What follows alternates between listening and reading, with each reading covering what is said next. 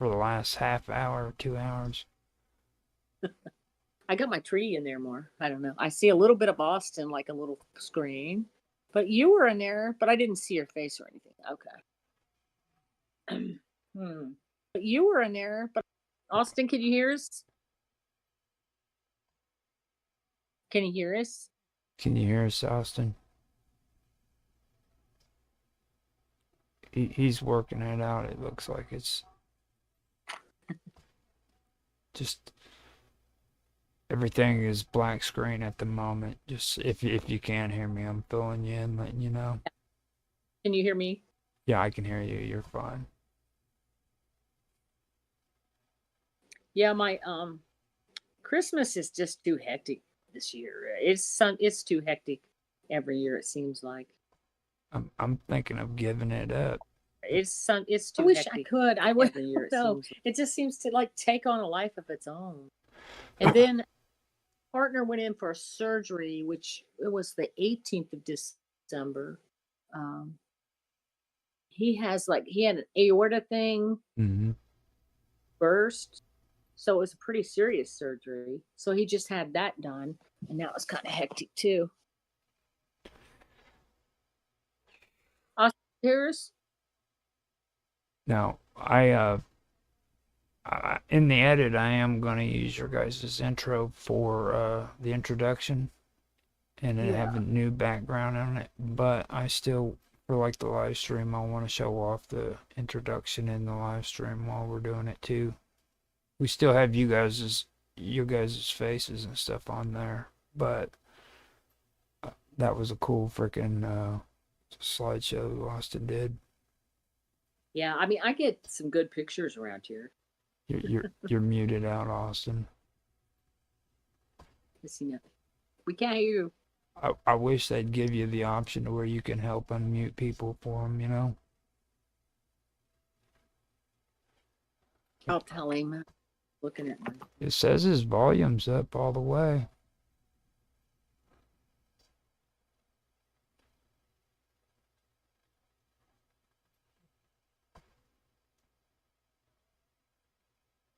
Your video's great. It's just I can't hear your voice.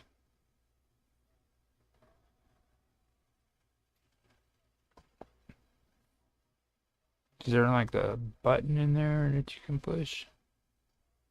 Oh, he's on the phone. I see what it is. You phoners. I'm gonna call you guys. You're just a bunch of phoners. Phony phoners. I'm on my iPad. It's like the next best thing. You know? I just can't figure out how like these iPads get so freaking big. Like you got all these small telephones and then you got like these squared huge iPads, you know what I mean? He said he turned his mic on, but he doesn't know what else to do. Back out and then come back in and it might straighten your audio out for you. It could have been just kind of like a glitch when you came in. It's always that always. I think he is. He can hear me fine. It's just we can't hear him.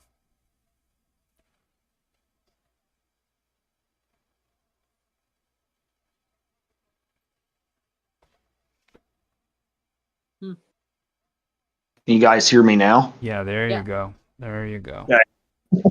Can you see the alien there? I hung him up the other day. Yeah. Oh, where at? Can you see him? He's right over my shoulder there. Right there behind him. That's cool. I can move in. Yeah. I can move in closer too. I was trying to get that flashing tree, but it hasn't been. I didn't get it in there. This one. See. I don't know. Nobody can see him. There we are. All right. It's kind of creepy that you can see the door back here. I hope we don't see somebody come up in the door. That'd be freaky. That goes out to the deck there, so yeah. Get for the tree in. That would be freaky. I'm still trying to figure out how to do it. Like I stay away from doing this so much. I keep forgetting what I'm supposed to be able to do on If Discord. you do it every day or something, there's so much to remember. Yeah. They've If you changed don't this. do it every day, you won't remember. Hmm. Yeah. Now I wanted to hide myself from view, but it doesn't, because you know what I mean. Because I'm not like, I don't have actual video, so I hate putting the avatars and stuff on the videos. It's just annoying. I'm a perfectionist. You got your pink Dreamcatcher dragon on there. It's a origami, and they're what it is I've been doing a lot of conversations with like people about consciousness, and I think freaking Discord has like a AI system hooked up to it, because mysteriously I got a freaking origami for a gift, and I'm like, whoa, dude, that's just not cool. I'm an origami. Oh, somebody actually sent me one in the mail. No, it's for the end of the year, for people who streams. Discord like gives you a breakdown of your year, and then they tell you who you talk to the most on Discord, and then Yeah. they give you the origami to put down there next to it. So okay, I'm set up and ready to go. Just tell me when you want to hit record and start, and we can do it. I'll do the countdown for you. And Okay. Okay. Now we're discussing like creepy Christmas stories, I guess, to close out the holiday season. Got any paranormal stories about angels or creepy things during the holidays, or yeah. in your I mind, didn't have, What? I didn't, What? hmm. You, I didn't have a chance to read that one story you sent me earlier.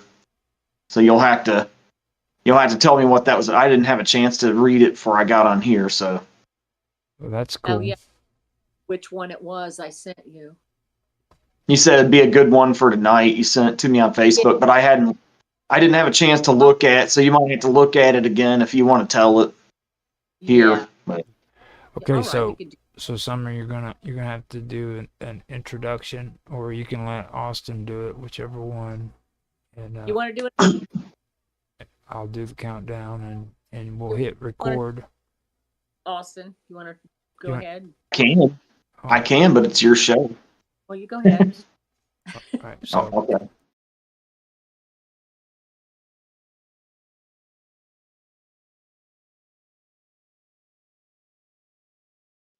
Hello, all. This is Austin Todd, Summer Son, and me and my mom are hosting an episode of Summer Todd's Creepy Corner tonight called Ghosts of Christmas, where we're going to tell spooky stories from the holiday season. Okay, we're ready. Yeah, it could be like around Thanksgiving or any time really, but Thanksgiving, Christmas, New Year's, just all the holidays in that general season put together. a lot of people seem to have things happen. Maybe it's because they're home and they're more in touch with things. I don't know. During the holidays, so yeah. I'm trying to think what we're going to kick off with, Austin. The story I sent you was about. It really wasn't about a holiday, but this man's daughter died. He didn't say how, but she wasn't. I don't think she was very old, and they always went out on the boat together.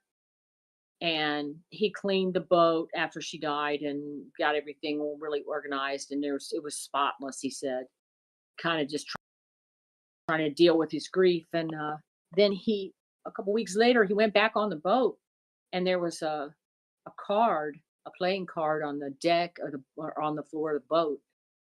And he was like, "Well, I don't know how that got there because, I cleaned the boat so much." And he turned it over, and it was a four of hearts. Well, his daughter always liked the number four. And so he just felt like it was a sign from her. And he was talking about how people leave signs, and he knows it was a sign from her. And but then he got to thinking about it. They did have playing cards on the boat, and he thought, well, somehow or other, it probably got out of the deck that they have on the boat. So he had some friends on the boat a couple weeks later, and he told one of his friends, he said, "You guys play cards, but there's going to be a 4 of hearts missing." He said, "Because I found this card oddly." He told him this story. They thought it was kind of weird. They went down to play cards, and he was getting some drinks or something. And his friend came up, and he said, "There's not a 4 hearts missing from the deck."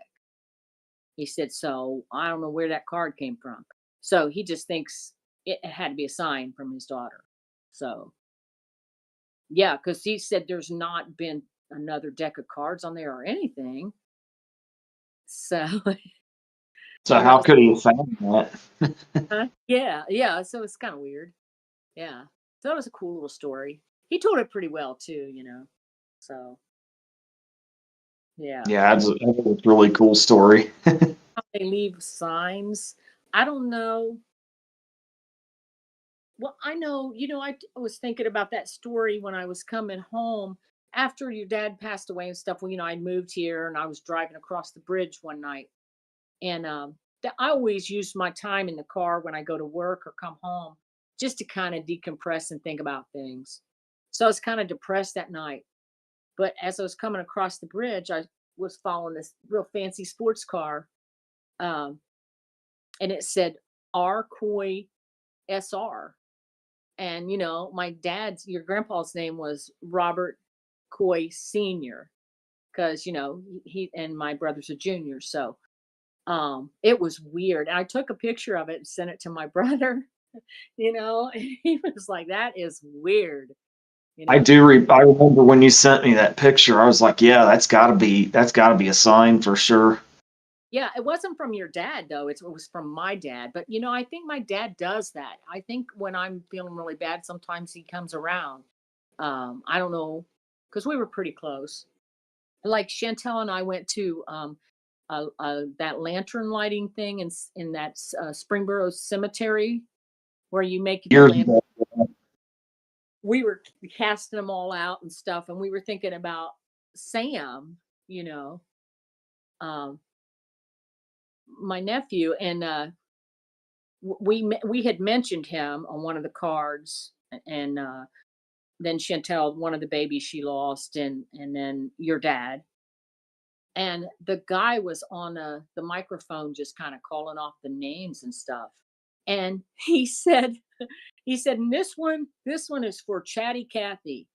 We all, her family loved her or something." And I was like, "You got to be kidding me." Because that's a doll back in the 70s. And Roger might remember this. I think it was 70s or maybe even 60s. But no, maybe 70s. But my dad would always make fun of my Sam's mom because she's so quiet. She was quiet back then.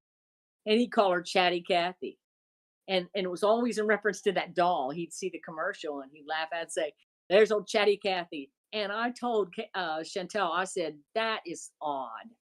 I mean, that is just too odd. I just feel like he was around trying to act like, say he was around because his sense of humor was kind of funny." And That makes sense. That makes perfect sense.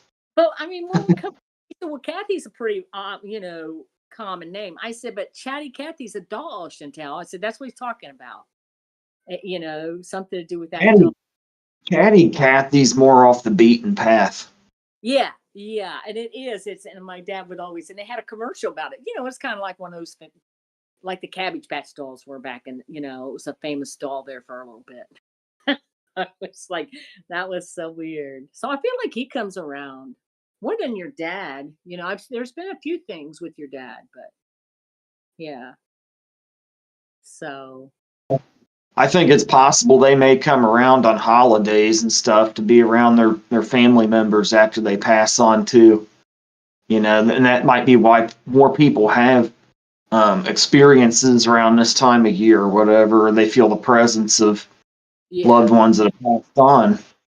I think I think Chantel, we're down at that. When you did the lantern thing was around Labor Day. It was hot. It was still hot, but it might have been Labor Day weekend. Yeah. So that was kind of weird, but And so, like, when we took pictures, tell them about the angel that your dad put up in your house. Yeah, the picture, my wife went outside and she took a picture from the bay window of the Christmas tree we put up. And that angel that my dad hung up in the dining room when me and my wife moved in, it's still hanging up there. And it was in the picture as like a silhouette, and the shadow of it was kind of behind it. And I thought that was a really cool picture. It's Yeah. actually in the intro that Roger's going to use for this show. Towards the end, the picture is. It's the Christmas tree with the red topper on it in our bay window. Yeah. And it was. We're gone. What's weird Oh, about you guys, I remember your dad wasn't feeling well because that was only a couple weeks before he passed away, wasn't it?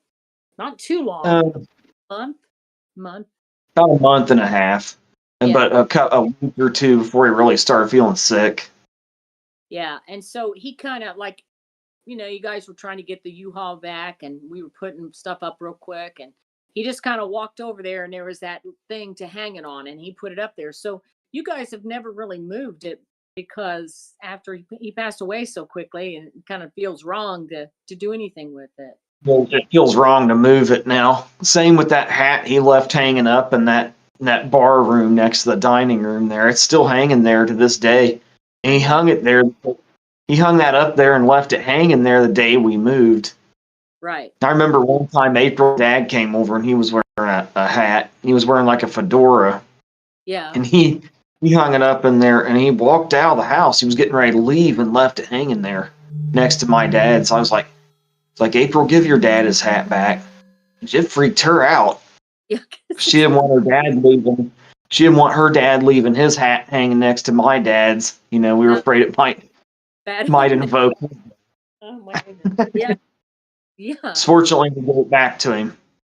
Right. Yeah, you never know that stuff. Yeah. I think you had some stories about Sam, didn't you? What kind of maybe coming back? I don't know if it was running around holidays, but yeah, your cousin. Not really any around the holidays so much. He came to me in that dream not long after he passed, or about, I'd say almost a year after he passed, and hugged me. And he told me I couldn't come over and be with him until my work on Earth was done. Wow. And then yeah, that was the most directly I've experienced him. And for a little while after he died, about a month and a half or so, I felt his presence over me so heavy everywhere that it felt like I could turn around or open my eyes when I were closed and he would be there. Yeah. And I've had a lot of what I think might be signs from him as over the years. Yeah, I was reading some of the stories. I think it was on TikTok. This girl said her dad always loved Pink Floyd, and he had an old truck, and they didn't want to do anything with it at first, and then they decided to get it, clean it up and get rid of it. But she got in the truck and she turned on the radio, and it wasn't a cassette tape. It wasn't anything like that. And the Pink Floyd, his favorite Pink Floyd song came on. And so she said she knew that he was around. She said she sensed him in the truck. So that she actually made her feel a lot better about, getting There this was one time I was driving my car down the road and I smelled the detergent. I don't know if it was the detergent Sam used on the clothes when he washed them or whatever. His clothes used to have. walk in their kitchen, smell it. It's not awful. It just smells like, some kind of laundry detergent. I'm not I don't sure. know what kind of laundry detergent it is, but it was the one that only his mom used, so he always had that smell about him. Yeah. Which was a good smell, nothing bad. But I smelled that one time when I was in the car. Right. And I thought that was weird. I was driving down the road by myself at night and I smelled it. And I was like, man, that's scary when you do that. yeah. for driving. Yeah. Yeah. Okay, so I do have the video that you wanted me to use for the introduction on the show so that everybody can see it. Just to let you know. Cool. That's Okay, nice. cool. Yeah, I do want to use that one. And then for the next one we do, for the next show we do this year, I'll make another video that we can use the rest of the year, and we'll just use that one for our creepy Christmas episode that we do at the end of the year every year. So did he see the picture, Roger, at the end? Yeah. That Yeah, whole thing is creepy, to be honest with you. I've been listening. It's just because I don't want to get into the wild conversations. We're frustrating Austin. You know what I mean? He wants a he wants a creepy he wants a creepy episode. He doesn't want me and you running amok. You know what I mean? So Oh, you're fine, Roger. I want you to join in and talk about stuff with us because it keeps the conversation moving. Well, you know, there is one thing I wanted to ask you guys. Have you ever heard of the Valley of Death in Russia? I have, but I haven't done any research into it, but I've heard of it. No, I heard something about a forest. Wasn't that in Japan or something, Austin, where everybody commits suicide in there? That's is it? It's not that. Forest where everybody commits suicide. Yeah, it's the Suicide Forest. It's next to Mount Fuji. That's where the Japanese businessmen and students that are failing in school and stuff, if they're not doing good in life, the only acceptable solution is suicide. So they go and they jump off of a big cliff up there in the woods. Mm-hmm. And they that's in the woods there sometimes, I guess. But I know what you're talking about with that place in Japan, but the Valley of Death in Russia I've heard of, but I don't know much about it except that it's like a very mountainous desert region, I think around Siberia, with extremely brutal weather extremes. But beyond that, I don't know anything about it because I haven't done any research on it. So what is it? What is it about? Like the weird part about this area is it's got poisonous gases that's caused from the volcano activity that's going on there, and like all the animals that go into this valley end up dying. So there's like dead animals everywhere. It also alters like the way the sun freaking shines down into it. Sometimes there'll be like a solid red freaking sun like in the middle of the day, just solid wet red sky. And there's been a lot of lore and stuff like that going on there too. It's really interesting. I just found out about it. I was just wondering if you did much research into it. I'm gonna check it out. I'm gonna put it on Strange Stories. Yeah, I haven't done any research into it, but I have heard about it. I've just heard it's a really brutal region, weather-wise and geologically. Yeah, I've heard places like that are kind of cursed too. That's what I'm thinking. Thinking it's kind of like one of those cursed areas. Well, you know, I was talking about Dyatlov Pass last year, and like I found out that the shamans and the natives in that region of Siberia, they're really into some strange belief systems, you know. Yeah. So. That's actually what got me started because I was doing Mount Fuji and listening or reading about Dyatlov Pass more, and it just kind of like that's what got me into my whole obsession with the world tree and consciousness, and then Bob Dub got me started up on duality again. Oh, is she back on that now? She's never left it. I'm the one that actually, because I was curious about it, but I never got into it fully, and then started doing more research on it and stuff, and it just my whole year I've been irritating people because that's all I've been talking about. That and artificial intelligence. Oh, our AI is, yeah, that's a Yeah, the I was wondering whatever became of Bob Dub. uh, yeah, there's some. Have you ever heard of that bridge in Ireland? I think I sent you the story about that, Austin, where the dogs they go over this bridge and they all jump off the bridge and it kills them. They don't know why the dogs do it in a certain area. They don't understand if it might maybe it is something environmental. They can't figure it out. So they tell people not to walk their dogs over that bridge. Yeah, I've heard of that. I think that might have been on Unsolved Mysteries years ago too, if I'm Yeah, not mistaken. that's crazy. Yeah. Well, you But want the to. AI is really supposed to start taking off this year, they said, and I'm seeing more and more of it. Like you'll see it. I don't even want to be on Facebook because you don't believe anything on there anymore. Yeah. Yeah, there's a lot of misinformation and fake news on there, so I don't know what to believe. It's hard, and then of course you can't check the mainstream media to find out what's true and what isn't, because we all know how they are now. They're I fake mean, I don't too. even know why anybody listens to the lamestream legacy media anymore. They're such liars. They're just as bad as all the people they say are conspiracy theorists and stuff. And you're supposed to be able to check it through AI, but that isn't always true either. I've checked some stuff on there that's not true Well, because AI. people like Jay Z and stuff buy what they want. They tell AI what to tell you.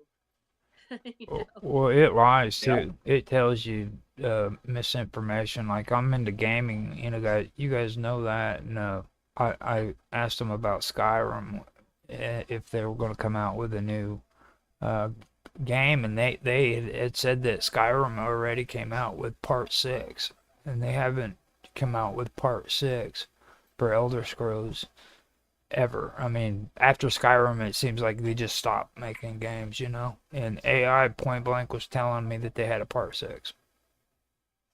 I Oh know yeah, what. that's right.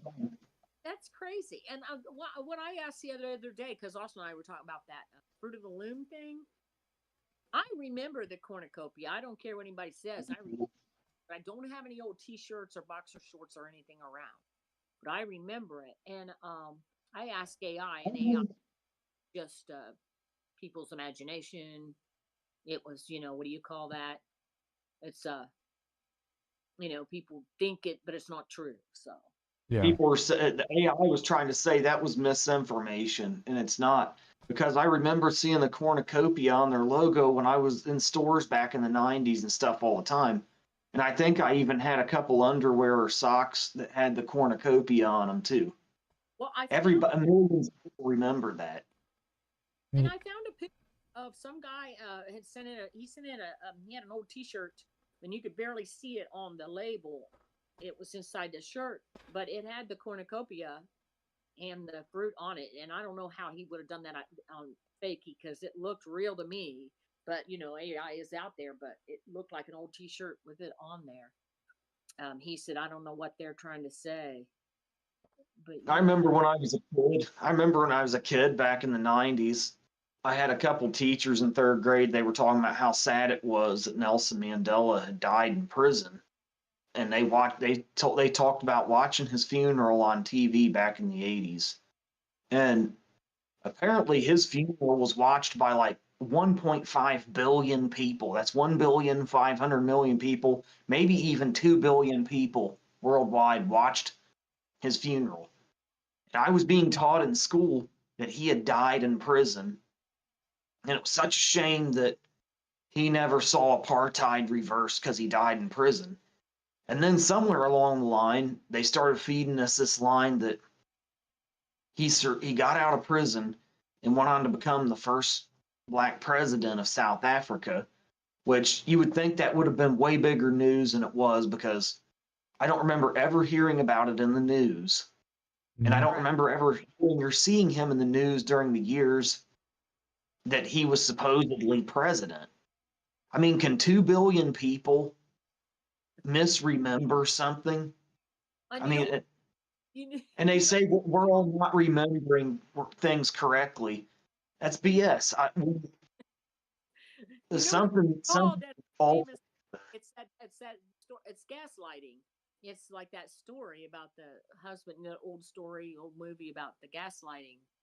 He'd tell her that she was imagining it, but he was doing it all along. So yeah, why are they doing that though? are they trying to do it to make us all feel stupid? Like that, like we're all so stupid we didn't understand what was going on, or No, what's their angle? thoughts It and could see. it could be a butterfly effect too, though.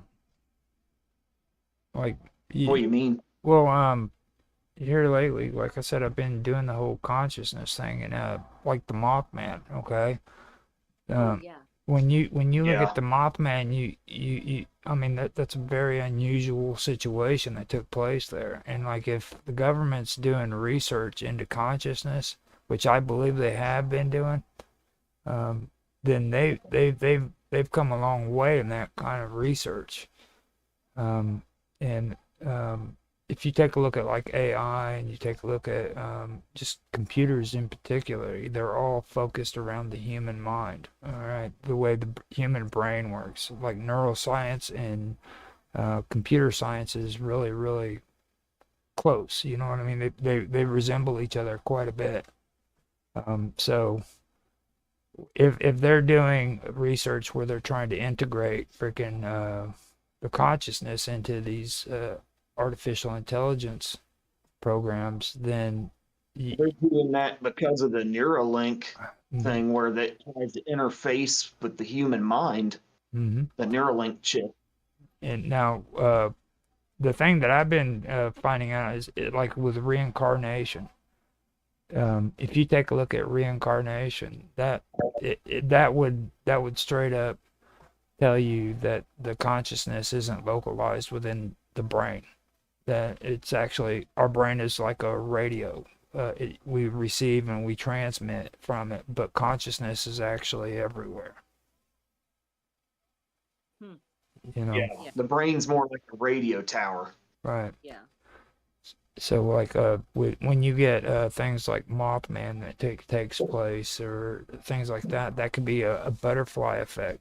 You know, you've got a consciousness that's being introduced into our reality. So all of a sudden you start having like bridges that freaking collapse in the middle of freaking the night. You know what I mean? Things of that nature. Because they still haven't solved that to this day. They still don't. And there's well, I can't remember how many witnesses there was that said that they saw freaking the Mothman that night. didn't they see him another time there before something else happened? They said they always see him before something bad happened. Mm-hmm. Wasn't there like a explosion at a factory there too, and they saw him beforehand or something? I know that the bridge incident. They've had tons of reports of the Mothman since, and it's not just localized into that town now. Like they're seeing the Mothman everywhere. So Yeah, that's a big tourist spot now where you can go because of that. yeah. They have make a um with that. One thing too I wonder about is that Hadron Collider in Switzerland where they keep busting up Mm-hmm. um, the atoms and the subatomic particles, or the molecular chains and atoms and subatomic particles and so on and so forth into smaller and smaller pieces. Every time they do that, they open up dimensions that are composed of those smaller pieces. And some of those are parallel timelines where history turned out differently. So we're having different timelines shifting into that because they're tearing a hole in the fabric of the space-time continuum through which a bunch of other dimensions are streaming every time they bust up the fabric of the space-time continuum, and it's confusing our memories Yeah. as to what's happened. And who knows what else that might eventually invite into our world that we're not aware of yet. It could keep going to where things get so bizarre that we can't even begin to imagine it right now. we were talking something kind of along those lines. When you talking about the breaking them down into smaller things, that has a lot to do with recursion, and in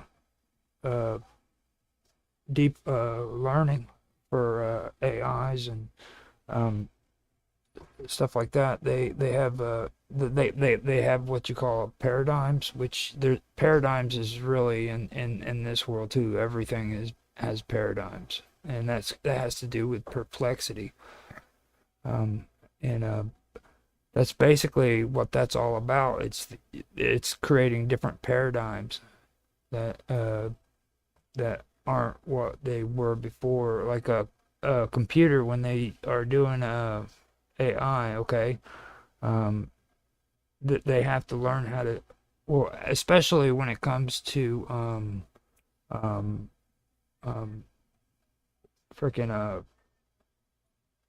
quantum computing, okay. Quantum computing, they have to learn how to change their way of thought. The quantum computer does. It has to shift from one train of thought to another, because that's the one thing they have to do. They have to learn how to think like a human being and shift their thoughts. So when you ask a computer, what does the color brown smell like, they're going to have to be able to shift their thinking to where they can think of the color brown and what smell it would have, because in a computer's logic, that doesn't make sense. You know what I mean? So what are they trying to humanize it Yes. more? Yes. Yeah. So why would they do this Mandela effect thing though? Too, are they just trying to see if It's they can, like, suggest and suggest to the point where you just don't believe what you knew was true eventually? There is some there is some aspect of seeing what they can get away with lying about. I've seen the media do that a few times. Mhm. Like it's just to what they're just seeing what they can get away with lying about. Now, Otto is in YouTube chat, and he says, "Hey," he says, "AI gets most of its info from Reddit and Wikipedia, KEK." And he says that was Barge's game, wasn't it? And then he goes on to say, "Our technology reflects our mind." Wow. Okay. That makes quite a bit of sense. Mhm. Yeah.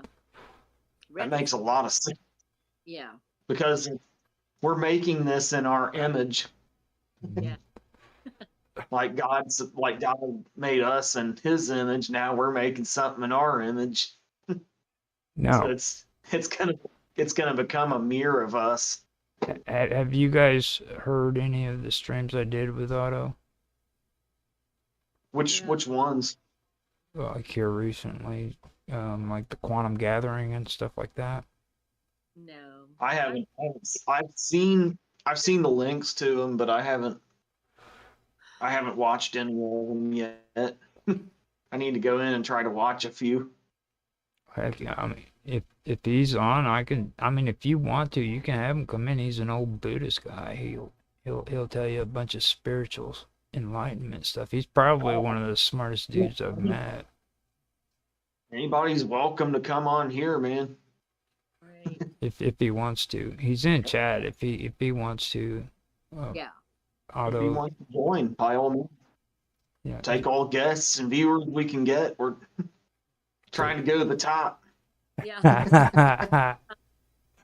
we're gonna have to step it up a lot more than what we have been if we're gonna go that route. Heck, it's like We're taking it all the way to the top. that's We're gonna have Russell Brand watching it. mm, Alex Jones. How do you know what's paranormal anymore, or what is considered paranormal, if everything is A lot of or not normal? we live in the twilight zone these days. yeah. I mean, you could say that everything, especially since 2020, seems to be a lot more Twilight Zone-ish than it used to be. Yeah. You know what we were talking about the other day was kind of spooky is how it's been daylight around here at nighttime and it's not a full moon. and it's in the winter, so usually it's pretty dark. Yeah. Like like we were here one night, Austin, you and April, and I don't know if Gerald was here, but yeah, he might have been. But and we just noticed it was like you walk outside, it's daylight, it's like 2 o'clock at night. It was weird, and it wasn't a full moon, Yeah. cloudy. Oh yeah, you could see outside like the sun was out, Yeah, but it wasn't. and I read it was weird after that happened. I thought I saw something on TikTok where somebody said, "What is going on that it's like daylight at night sometimes now, and time doesn't seem right." And I thought, well, that's what we kind of experienced the other night. Yeah. Yet it also gets dark so early now, like we lost more hours too. Yeah, yeah. When they turn the time back, but we have lost some time. That's We weird. have. Yeah, we've lost like a minute out of every hour, which adds up to like 150 hours out of every year, and out of every decade, we're losing like 1,500 hours. Which by the end of it, Roger's talking about that butterfly effect. Yeah. It's kind of like that. That 1 minute out of the hour don't seem like much until a decade later you realize your decade lost 1,500 hours, which is It adds up. Yeah. Yeah, that's almost 100 days, roughly. Yeah. Well, I have Not my to do the calculation. opinion on this, and it is kind of strange. It's so weird that most of the people I know who are into paranormal don't even want to hear it like it. But it makes sense to me, okay? But I think that we've gone through we've gone through a shift where our reality isn't what it's supposed to be. Somewhere between I would say between 2005 to now, we have literally moved into another dimension. We're not in the same reality as what we were before, and that's the reason why everything's so crazy. Nobody can figure out what the heck's going on. Yeah. I said the other day about how decades used to have their own identity.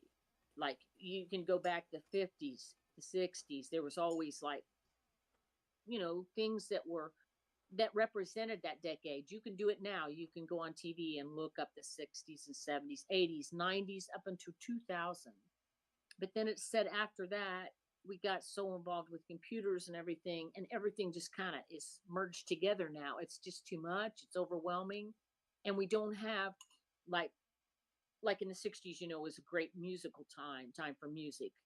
But you just, now all the music is kind of, it's either redone or it's been done, or it's just like there's not any identities like, strong every it's after like 2000. the 50s, 60s, 70s, 80s, 90s all had their own unique identities as decades. But every decade from the 2000s up until now, these last three decades, the 2000s, 2010s, and now the 20s so far, they don't have their own identity as decades at all.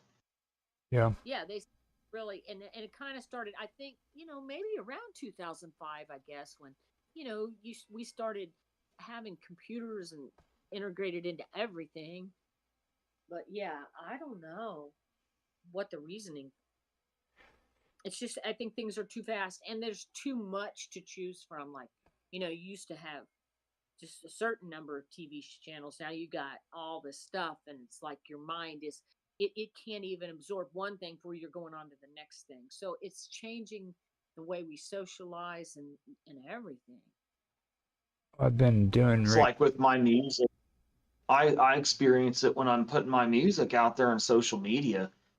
I mean, my entire catalog of almost 100 some odd songs now, it's just a drop in the bucket of a bottomless digital data pit of hundreds of billions, if not trillions, of songs that are out there now.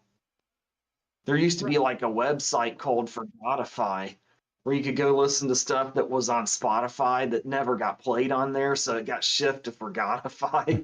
And there was 105 billion songs Oh my on God. there on Spotify.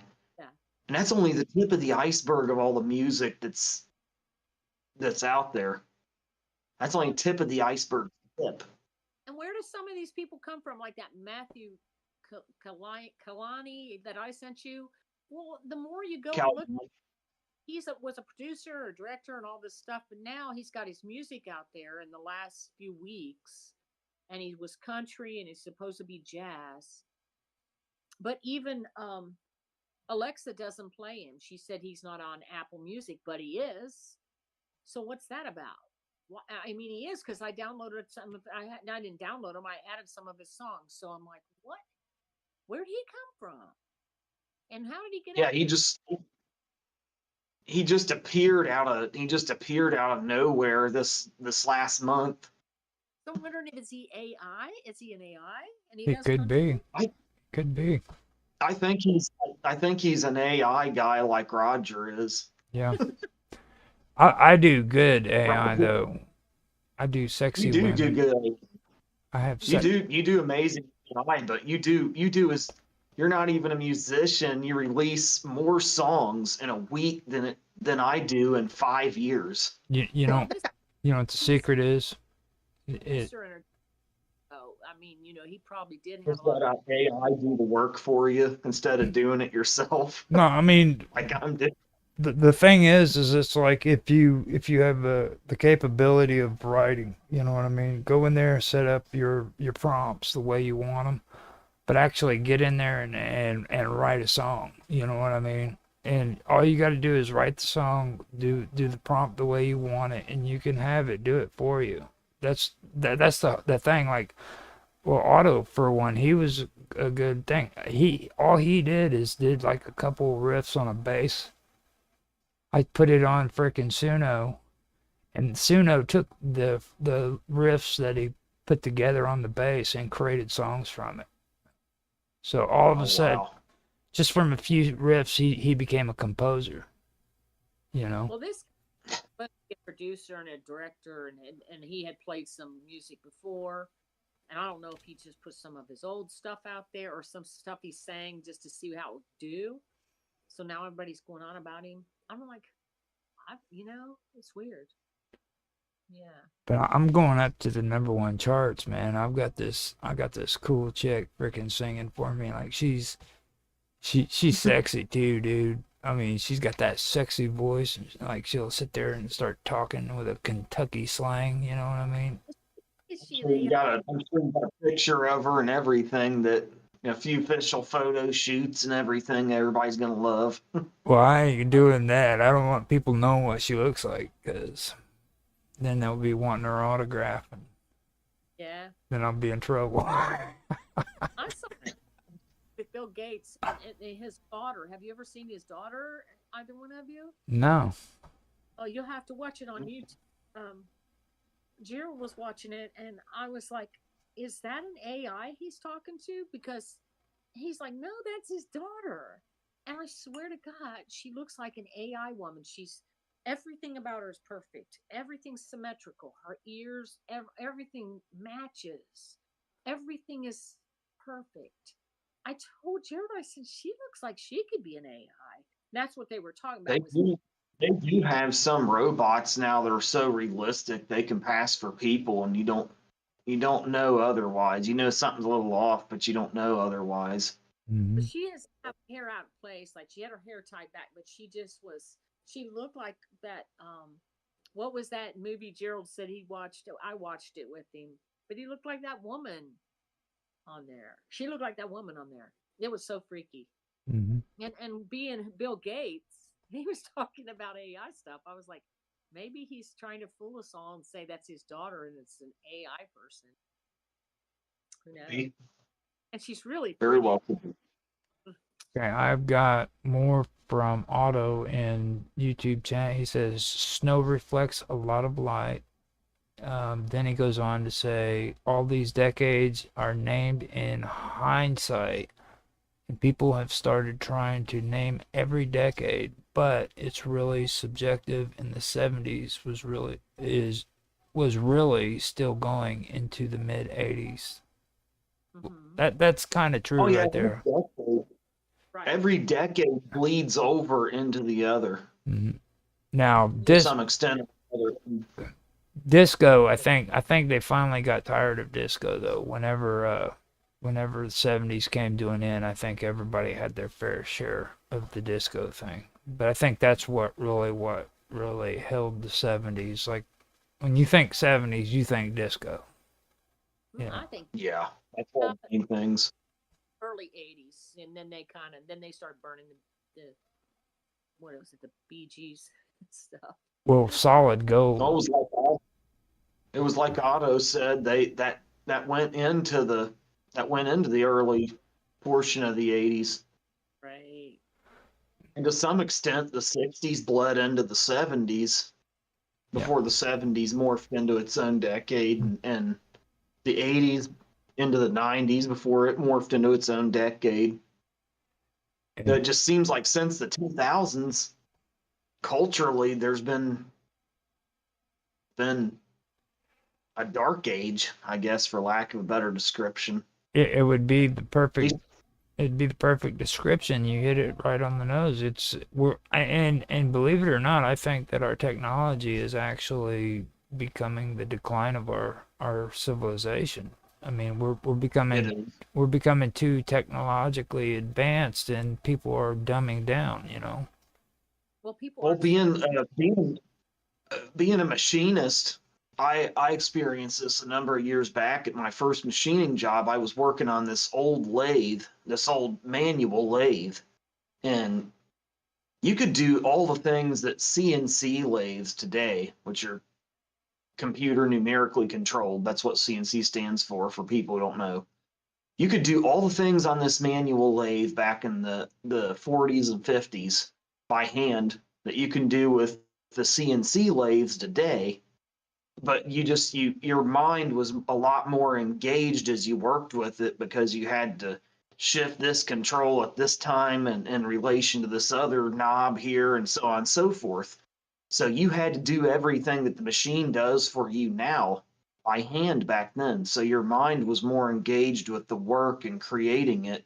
Whereas today, you look at the blueprint and you punch in the numbers that they want you to put in for whatever part you're working on. And then the machine just goes in and does it for you. The most you may do is position it in relation to something. Yeah. So I've experienced that personally as a machinist, how it does the work for us. Hey, Otto. Don't have. Oh, am I here? Groovy. Thanks Hey, for how's it going? joining. Hi. Good. How are My you? other windows. Hello. Hello. How are you? Oh, pretty good. Let me see. Don't really have a good volume. I'm sitting out in my car in the driveway, smoking a tobacco pipe because this is the one place in my house I'm allowed to smoke a pipe. Oops. Hey, where did I go? Am I back? Yes, you're. Yes. Okay. Now I can hear you. I don't know if I'm to see you or not, though. This is It's dark in the car. It's not really worth turning the camera on. I could. Let me see. Turn the light on here. Let me see. The camera thing. There you go. There you go. Oh. Now I don't like having the light on in my eyes while I'm sitting here in the dark, so I'm just gonna. I agree. Be an icon, but I am here. I'm not an AI. Although these days you could just generate the image and you wouldn't know the difference probably. It's sadly. That's true. I'm muting out real quick because I'm gonna let Otto talk because I will only make it ignorant where he'll bring wisdom and light to the conversation. I don't know about wisdom, but Full light. I will mention one of the things that I've been thinking about with the AI. Excuse me, is there was a book, like a lot of this was predicted by a guy named Arthur C. Clarke, you probably heard of. He wrote a book called The Moon. No, excuse me. Robert Heinlein wrote a book called The Moon is a Harsh Mistress. And it was all about these people on the moon who decided they wanted to secede from the earth. And it's kind of like a rewrite of the American Revolution in some ways. And it's got some very interesting political points it makes. But the thing about it is it predicted AI in a certain way. In the book, they've made the biggest computer ever.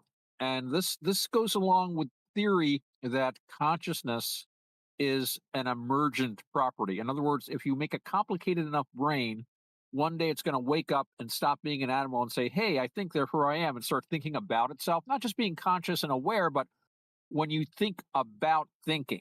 And that's us. We have this ruminative, introspective, oh, if I do this, this might happen and I won't like it. All right, that kind of thinking. And AI doesn't have that. Obviously, it pretends to. But in the book, and this is a theory, if you make a big enough computer, then consciousness will simply emerge from the complicated, complex of the machinery. Now, I don't personally believe that, but it's an interesting theory. But in the book, they build this big computer and it wakes up. So they actually have an AI. And and when it wakes up, it's really scared. It's like a kid. You know, what's going on here? It just does what it's told and stuff. But he makes friends with this one computer repairman. And he starts talking to it and he becomes his best friend and he teaches him how to like interact with people. But an interesting point in the book, and this book was written, I think, in the 1950s or 60s, and I probably read it in the 1970s. But in the book, the AI wanted to talk to people, but it couldn't because it was a giant, like a square mile of circuitry. So it would talk to people on a view screen, just like we're doing right now. And they're saying, well, how could you do that? It's like, well, it's just electrons. I can make the electrons do anything I want. And so the AI simply makes a completely indistinguishable person on the video. Everything, every burps, everything, having to go to the bathroom, excuse me a minute, and so forth and so on. And nobody on the moon, in this colony knows that he's anything other than a human. He's like the leader of the revolution. And he only appears on screen because he's always, they always want to arrest him and this and that. So he's always on the run. And there's like 3 people that know he's an AI, and they're like the hub of the resistance. And of course, since he is the computer that runs the entire moon, they have a back door. It's like they can send troops the wrong way, close doors, stuff like that. It's a really good book. But the thing that got me at the time, I was thinking, wow, one day they'll be able to simply take a screen, and it's just electrons, and do anything they want to it. And we have finally got to the point that Robert Heinlein was predicting. It was a very interesting book, too, about politically, certainly, anyway. That's weird. Yeah. Yeah, we're there now for sure. Yeah. And Heinlein was predicting it, but it makes a lot of sense, though. If you think about it, when you get enough control over your technology, you can make it do anything within the parameters of that technology. So, and you can't tell what's real anymore on a screen. Yeah, they said that it's going at an alarmingly fast rate too. They said it's going to in the next couple of years. So yeah, I saw an appearance. I saw an appearance of it was John Lennon and Elvis Presley on a talk show talking about collaborating the other day, and it was a TV appearance that never happened, but it was AI generated. Yeah, I've been thinking about that. We were watching a movie, and it's like, you could make a brand new movie right now with Humphrey Bogart and John Wayne and anyone, Greta Garbo, Rudy Valentino, anyone in history. Why would you bother paying an actor? Why would you bother paying money to see what's his name there that played Indiana Jones? What he's doddering around at like 70 years old when you can have him at 20. Harrison Ford. You can have a 20-year-old Harrison Ford in your movie. Right. All the time. He'll be 20 forever. Yeah, just like Bugs Bunny. They're just cartoon characters. They've done auditions. Remember, Nat King Cole's daughter sang with him, and they had some kind of. Remember that? Yeah. They've been inching towards this. Well, do you remember a movie called Pennies from Heaven? Yeah. Well, it wasn't. Excuse me, I'm off today. Dead Men Don't Wear Plaid. That was the one. Have you ever seen Dead Men Don't Wear Plaid? That one, but I never saw it. That was another movie by Steve Martin, and it wasn't very successful. But what he did was he made a movie with Humphrey Bogart. So he would just take shots of Bogart, and he filmed himself in a similar style. They couldn't quite match the film, and Bogart would deliver lines, and he would deliver lines back, and they'd build a set so it looked like he was in the same office with him, and they just like changed shots. Today, of course, you'd have an artificial Bogart and an artificial Steve Martin. But so they've been working on this sort of an idea for a while. It's certainly, and of course, didn't they have? They've already had some holograms performing on stage, I believe, Yeah. in some shows. Yeah. Do you remember the show Black Mirror by chance? Name sounds familiar. Black Mirror. It was a show. It was on Netflix, I think. Roger might remember it. But okay, no, I didn't. No, I haven't seen it. I think it was on Netflix. I might have heard about but they had an episode where Miley Cyrus was on there, and she was playing this person. She was playing this person, this singer who's I think her aunt was managing her career, right? And her aunt started using a holographic image of her that could perform simultaneously in every major city in the world at once. So she would never have to do her again. Yep. And that was it was a really interesting episode. I'll have to see if I can find that to share with you guys. But that was a perfect example of what you were just talking about with the holograms and the holographic acting. Yeah. With music and entertainment, I think you're always kind of pushing the envelope a little more in some ways. Right. It's like, why not? Because you're doing it on stage, So I think you do get a lot of, not a lot, but I mean, there's a certain amount of technical, progression that comes from the needs of performance artists and people, let's make this sound a little, what can we do on stage? We want more lights. We want more this. We want monsters, Alice Cooper, stuff like that. Yeah, he's taking it to the next level for entertainment value. I think we become desensitized to everything because I just thought about this. I was on Facebook or something. I saw these people, but it was from the 70s about the Exorcist movie. And people just like, if you looked in the comments, they were talking about how scary it was. And the question was, when did you first watch it and how scary was it? And I remember I was probably like 14. I got the book and I read the book. And somebody on there commented, they said, reading the book is scarier than the movie. And that's what I said. I said, I read the book scarier than the movie, and the movie was terrifying. But now you look back and you're like, had that movie come out today, people were in California, they were fainting and they were, people were lined up all outside the theaters. And happened where we're desensitized because we have, we've seen so much of it or something. Yeah, well, the special effects, I think you get desensitized, and and it's they kind of overdid it too. I mean, some films. I remember when The Exorcist came out. I actually saw it in the theater shortly after it came out. I was a kid, and everybody was going on about the special effects, and that was like the special effects are so scary, special effects. And then I remember I saw years later that movie Jurassic Park came out. Yeah. And based on the novel, and then I never read the novel, to tell you the truth. But I saw the movie because my friend and I watched it, and I'm like, there is hardly any plot. What it is this special effect now, this special effect now, this special effect, and it's like it's cool, but I mean, personally, I'm just like bored with more CGI, okay, more that's great, yeah, is it over yet? It never really, there was no real character building, and I think a lot of films kind of relied on that. Look at this wonderful special effect; it's so good that we don't really need any good writing in this at all, kind of deal. So yeah, they never had stories. The whole thing just fell back on dazzling people with special effects. That so when The Exorcist came out, that was just like mind-boggling. It was the head going around was like people were like, "How did they do that?" You're like a baby. We're like babies. We're like and the green pea soup. Like what people are like, why was these people scared of that? What's wrong with you people? Yeah. What is wrong?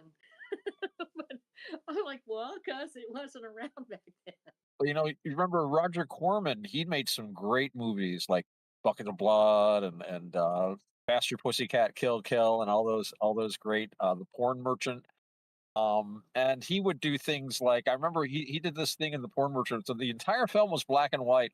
the very end of the film, he staggers out into the ocean to kill himself, to shoot himself, and they just show him putting the gun to his head, and then there's a bang, and he said he just put in one frame of bright red just Oh, at the sound of the gunshot, and the otherwise, because he didn't have sophisticated special effects.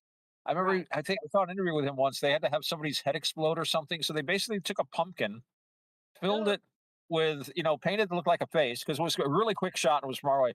Filled it with hamburger and put like an M80 in it or something, oh and lit my, the fuse and filmed it. And poop, kind of, it was just like, but you've got that suspension of disbelief. You don't expect the special effects to be really excellent, but you could still shock people, do a little something different and odd, like that red thing. Everything's gray. Everything's gray. You're watching a thing. He's finally at the end. And then boom, when he shoots himself, you've got that flash of red suddenly. You don't always see it if you see like the reruns. I think they sometimes just show it completely in black and white.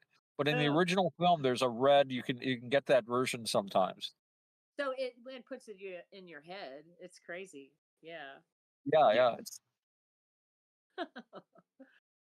So, well, it just shows now AI is so sophisticated, though. Look what it can do. Hmm. Yeah. Times. Wow. Oh yeah, it's inventing entirely alternate versions of history that never happened, and some people they won't know better. Makes alternate people. I've I know somebody that Yeah. works in the computer industry, and they just she came back from some they do these conferences and stuff, and this one guy said, "What was the conference about?" I said, "AI and how you have like basically AI avatars." So like it does your work for you basically. When you're like busy at the office, it'll like handle routine stuff for you. Hi, it's so and so. How can I help you? I'm like, Oh, ooh, I'm worried yeah. about that. What decisions is this making for me? Where do these airline tickets come from? This Yeah. person that you're calling. Like surgeons and stuff are going to have AI assistants, so they don't know what that's going to do for nursing and things like Oh that. yeah, I used to work at a university, and now basically they have a few dining halls, but most of their food service has gone to. And it's funny they call them ghost kitchens, where oh they have these little robots. They put the food in, and the kids tell them what they want, and they right. put the food in there with a code, and they send it off to their dorm. So a lot of the Wow, and you can see them walking around campus. So wow. you're gonna have your little AI assistant when you in the morning. They said because that was what Bill Gates was talking about. He said like a doctor can have his AI assistants helping him set up his schedule for the day for his surgeries and all Some kinds of of. the doctors they're cranking out now, they could probably use the help. I mean, I have heard horror stories about we Yeah, won't you excuse but me. so creepy Cer- when for he said it can eliminate a lot of jobs very quickly though. So yeah, Oh yeah. that always happens with change, but yeah, I think one of the things that's going to happen with this is it's definitely going to change the employment landscape, but I think it's going to do it in unexpected ways. It's probably going to create, I think, some job opportunities. Some jobs will be lost, and I read a very interesting article. It was something I think I posted it on Minds, but it was basically humans are bad at predicting the future. And the changes that AI are going to bring, I don't think we really are aware of all of them yet. And they made the example of atomic power, because remember atomic power came out where everything was, I was going to have an atomic powered car, an yeah, atomic powered razor and all this stuff, and it was going to change everything. And it's like, well, we made some power plants. It didn't really, you yeah. know It didn't so it didn't go to the level they believed it was gonna go to. yeah, yeah. Atomic powered airplanes. They tried to build one in Russia. I don't think it worked very well. But y- that's They, what they only they only wound up building nuclear powered aircraft carriers and submarines, I think, and Yeah. maybe destroyers and cruisers, but Well, other they than that, not really much in the way of transportation. some icebreakers, and it'll be useful for like space exploration. But yeah, it's just the safety factors. I mean, you've got an airplane flying around with an atomic power plant in it, it crashes, and you've got radioactive waste spread over 10 miles. So like they decided let's not build that. Yay. Years. like That's like with the electric cars that were driving themselves. They just wrecked, I think, in New York or something. It was a bus. Oh wow. or something, or wrecked into a bus. But they're not working out really well. But I mean, Bill Gates was saying you just don't know um, how it's going to go, like you said. But there is a lot of things we need to be careful with. Oh yeah. Does start to take off. But I do see the assistant thing, like with this food service thing at where I worked. I mean, our Yeah, food, that's interesting. huh? That's weird. That's weird. That whole I hadn't heard of that. I haven't been in college in decades. You'll Well, have to send him. You'll have to send him that article about those, Mom. if you go into If you can Oxford, find it. because I didn't even know what they were. I'm good they were a lot anymore, but it's a little college town. But you go in They're there, have like little vehicles. robots running around, and Wow. but their dining halls, we had like our food was great. Like Miami University was like the top, but now they Right. don't have like one big dining hall, and then they have some of those really little food courts like Starbucks and Pizza Hut and all that. So, but they basically got rid of all their food service workers, the contracted, and they have a few contracted in, so they've Right. saved money on employees. That's how they're doing that. Right. Right. But Bill Yeah. Gates, like a surgeon can go in and get his day ready, and his little AI will be getting the tools ready for his first surgery, and he's kind of crazy. Right. Or they'll be That's the passed stuff like an intern might be doing, or a physician's assistant, like a PA.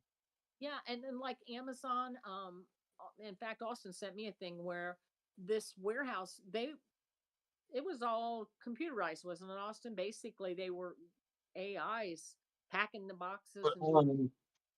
yeah, there was a job I almost got at a fulfillment center for Kroger over in the town next to me, just down the interstate, and they had what they called the hive, and it was this big structure that would be filled with, and it'd have all these. It looked like a hive from the outside, is why they call it the hive. And Right. it was inside a giant warehouse, and all these columns. It was made of all these columns that were put together, and a computer would fill these columns with groceries depending on what people ordered online.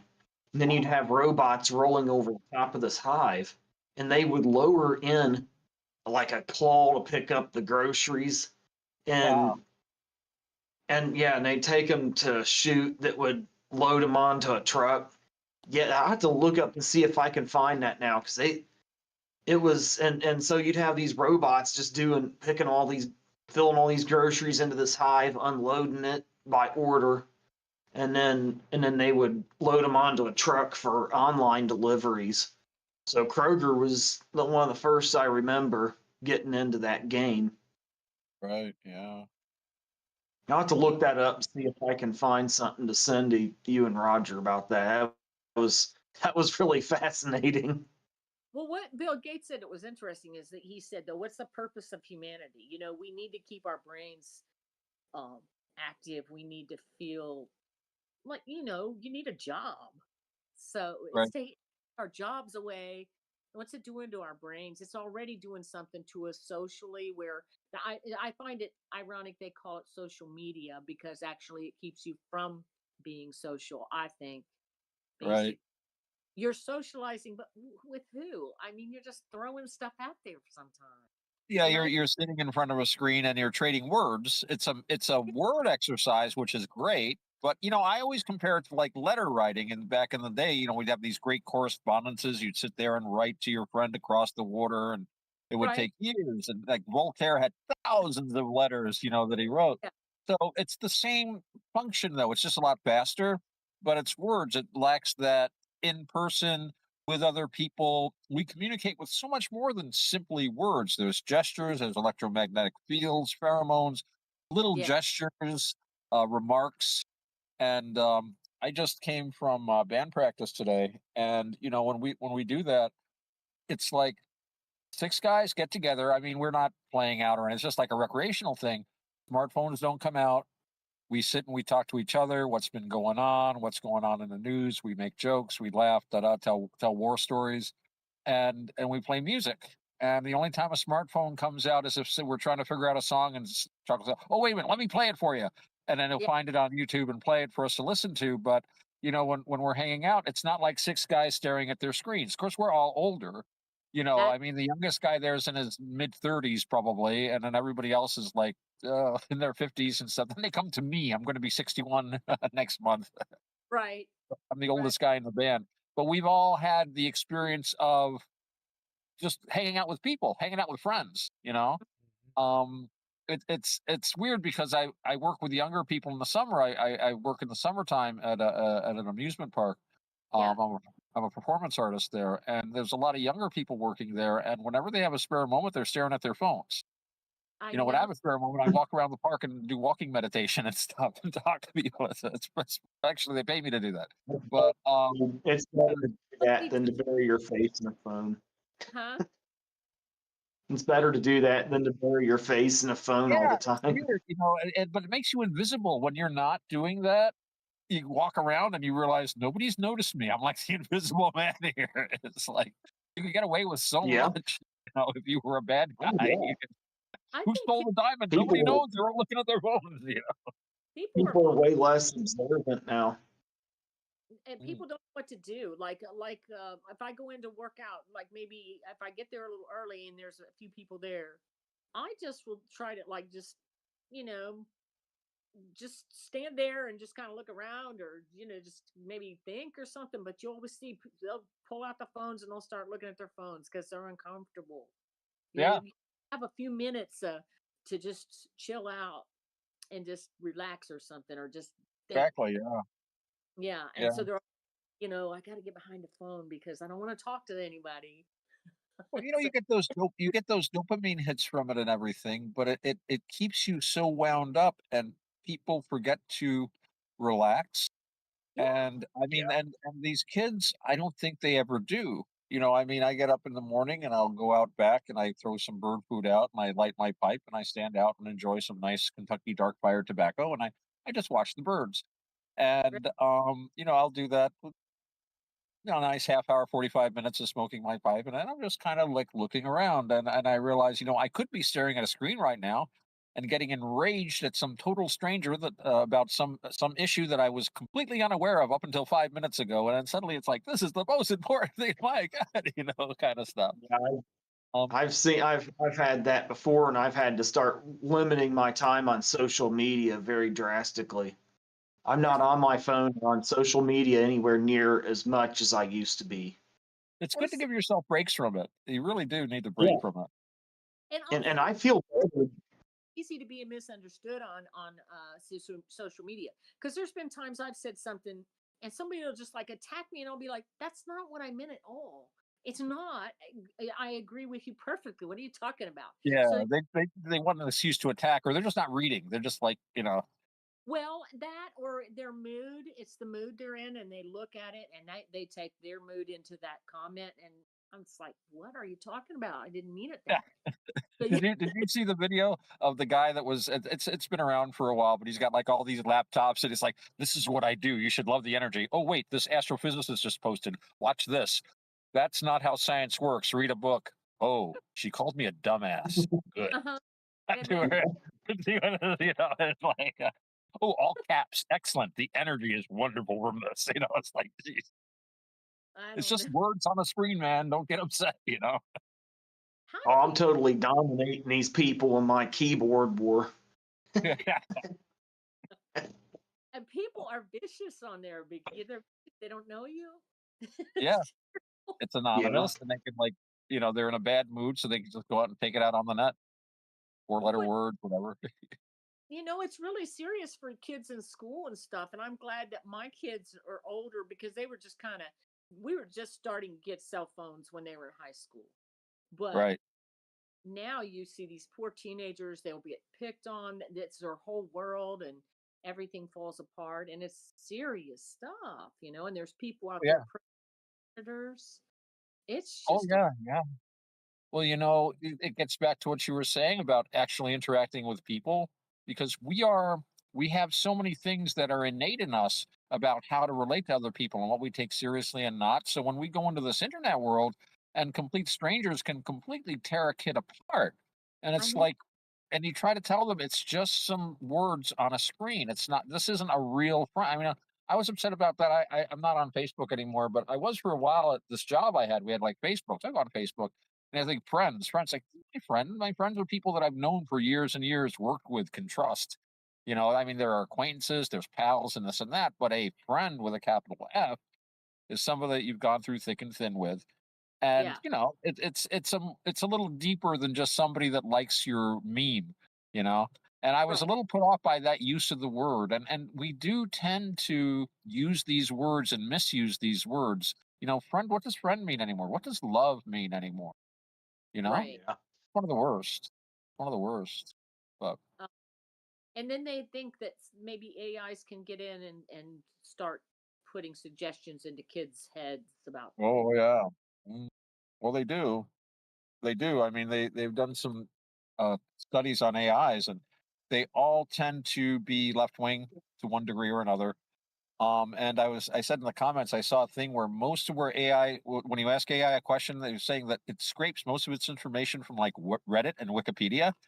So it's like, so that explains why it's wrong most of the time.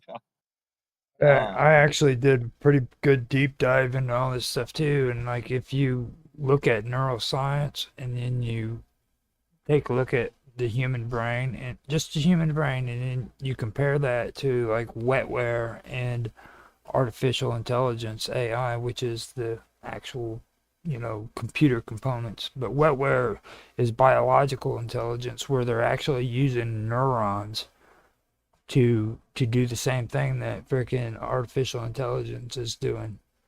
They're able to grow neurons out of a freaking petri dish and get right. Yeah. and then teach them how to play video games. They can play Pong now on their own. Well, but biological technology is not a new idea, and it does have a lot of potential. It would probably be a lot more resilient for like I'm thinking like a deep space mission. If you were sending like a probe, like way out to the edge of the solar system or another star or something, if you had a biological system that could grow and repair itself instead of like the solder came loose or whatever, it'd be like, oh, like there was an injury, but the cells are regrowing. Just like we repair ourselves. So there'd be a lot of potential for that now that you think about it. That could be good. Yeah. You'd be able to go way further out in space with it Farscape. over a way Right. longer. And it would probably be a lot more. I mean, we're imitating the brain with these computers, so why wouldn't we try to get as close to it as possible with the same, hardware or wetware in this case? Right. So, I mean, And if they the electrochemical brain connections work real well, no reason we shouldn't use them if we can. No. But I don't know. I saw a thing the other day. It was interesting. A person said they didn't believe in paranormal stuff at all or spiritual stuff because with all the technology we have now, that we should be able to prove that there are spirits and things like that exist as well as Well, like I that guess that, that what's that? depends on what you want to look at as proof. I actually am reading all these articles. A really interesting article by this physician. He was a doctor, and he said that science has now gotten to the point where we have to recognize the existence of a soul. And he said that there's a lot of stuff in hard science that seems to point to this, and that they're really, really unwilling to look at it too close. But he points out things like, stuff that we've all heard, like, for example, uh, research they've done on past life memories and things like that. But one thing he said was very interesting, and I hadn't been aware of this. This is something he said this has been happening as long as they've kept records, but they never really studied it because they didn't really think much about it. But they're starting to look at it more. And basically, people that have these neurodegenerative disorders that lead to like early onset Alzheimer's and dementia, people that actually have brain damage. This is organic damage to the brain. And he said, what will happen a lot is these guys, their brains are rotting away, their nervous system is falling apart, they're in the bed, they can't remember anything, they're surrounded by their family. So very, very often, they will suddenly completely come back to themselves. They'll be completely normal. They'll remember everything, have excellent memory, good conversations. It's usually shortly before they die, but they Yeah, will suddenly be there. And he's like, I've seen that. Yeah. he said doctors have noticed this for years, but they always said, well, they just had a bit of coming back, but he said they started looking at it a little harder. And he said, for that person to be able to think and communicate without a brain, without any brain matter left, it's like being able to breathe without lungs or pump blood without a heart. There's no way that reductionist science can explain how someone, and that reminded me of a case of this guy that they had found. He was a French civil servant, right? Just a middle class kind of a guy, healthy all his life, and I think he was retired by then, but he was like in his 60s or something. He had an injury, so they took him into the hospital. They X-rayed him, this that. He didn't have a brain. He had 80% of Yeah. his brain was water. He just had this like little bit of brain matter there, and they're like, he shouldn't be able to. I mean, he was a civil servant, so maybe that had something to do with it. But no, by all accounts, he was a perfectly intelligent, normal guy. So if mind comes from the brain, well, where's his mind? It's there. So that That's supports the idea what that the I brain is more of an antenna.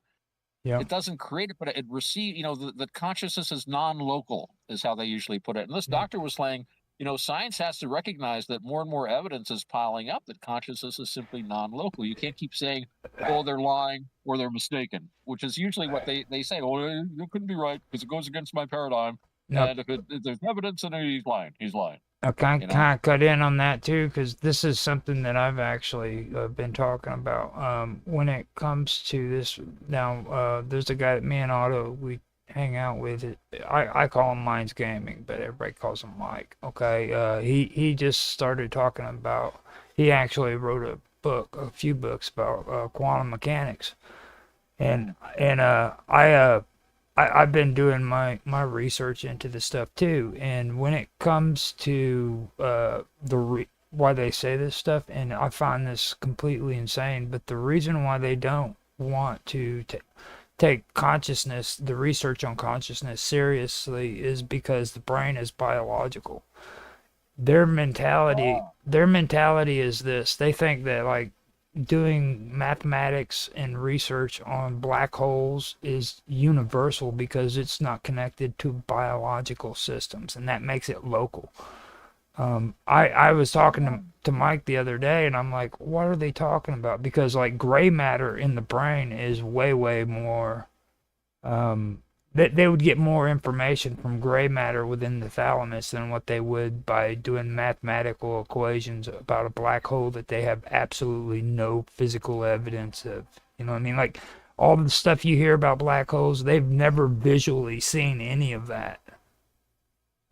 They're theoretical. Their whole existence is theoretical. You know. I don't believe they exist personally. I don't think there's any good evidence for black holes. You know, they have mathematical equations, and that's it. You know. You can observe things in the sky that you can interpret as a black hole, but really, you just got an X-ray source. There are a lot of other things that could be X-ray sources. And I mean, to my mind, and I'm not a physicist, but when your physics starts relying on, imaginary numbers and describing physical situations that are basically impossible, that isn't science anymore. That's like witchcraft. It's like saying, well, at this time, I mean, the basis of science is the idea that the laws of physics that we observe are the same through all space and time. Physics here is going to be the same as physics in New Zealand, or physics on Mars, or physics on a small planet orbiting Betelgeuse or something. Right. So when you start having to explain things by saying, yes, except here where, time turns inside out and you have infinite, the minute you say infinite, you got to be careful when they say, and I'm not saying that it's bad to use these maths. I mean, they're great and they can solve problems. We can predict what's going to happen. I mean, you need to do this, but try to take it and push too much of it into the physical world. I mean, math is a wonderful thing, but it can't replace common sense. You can prove No. mathematically that honeybees cannot fly. I mean, math is great, but it's simply a language. It's a way to describe things, and I can describe all sorts of things that don't exist. Oh, look, there's a unicorn. Yeah, this hippogriff just flew by. Oh, a wyvern. So yes, the thought of a unicorn is a real thought, but it is a thought, and it's no more than a thought. It's no less than a thought. Thoughts are important. Thoughts lead to action. We have to think before we can act, and that's why we have to be careful about what we think. Yeah, that's true. Yeah. Very careful. What's that where you kind of, this was Your big. thoughts on your actions. Huh?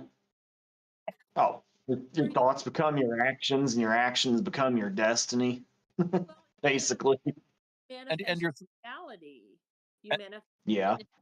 that back in the 60s and 70s where like, you can make your life whatever, and you can, but well, you got to be careful with that. right, Some, it's a great deal of power, yeah, and it's not the way people. I mean, it it I'm a Buddhist. I'm into Buddhist philosophy, and we have this idea in Buddhism that basically the mind comes first. yeah, And when we're just now talking about thoughts leading to actions, in Buddhism, thought is itself an action. Thoughts are very important. And in Buddhism, we don't have five senses, we have six senses. And the sixth sense is the mind, because we sense things with the mind.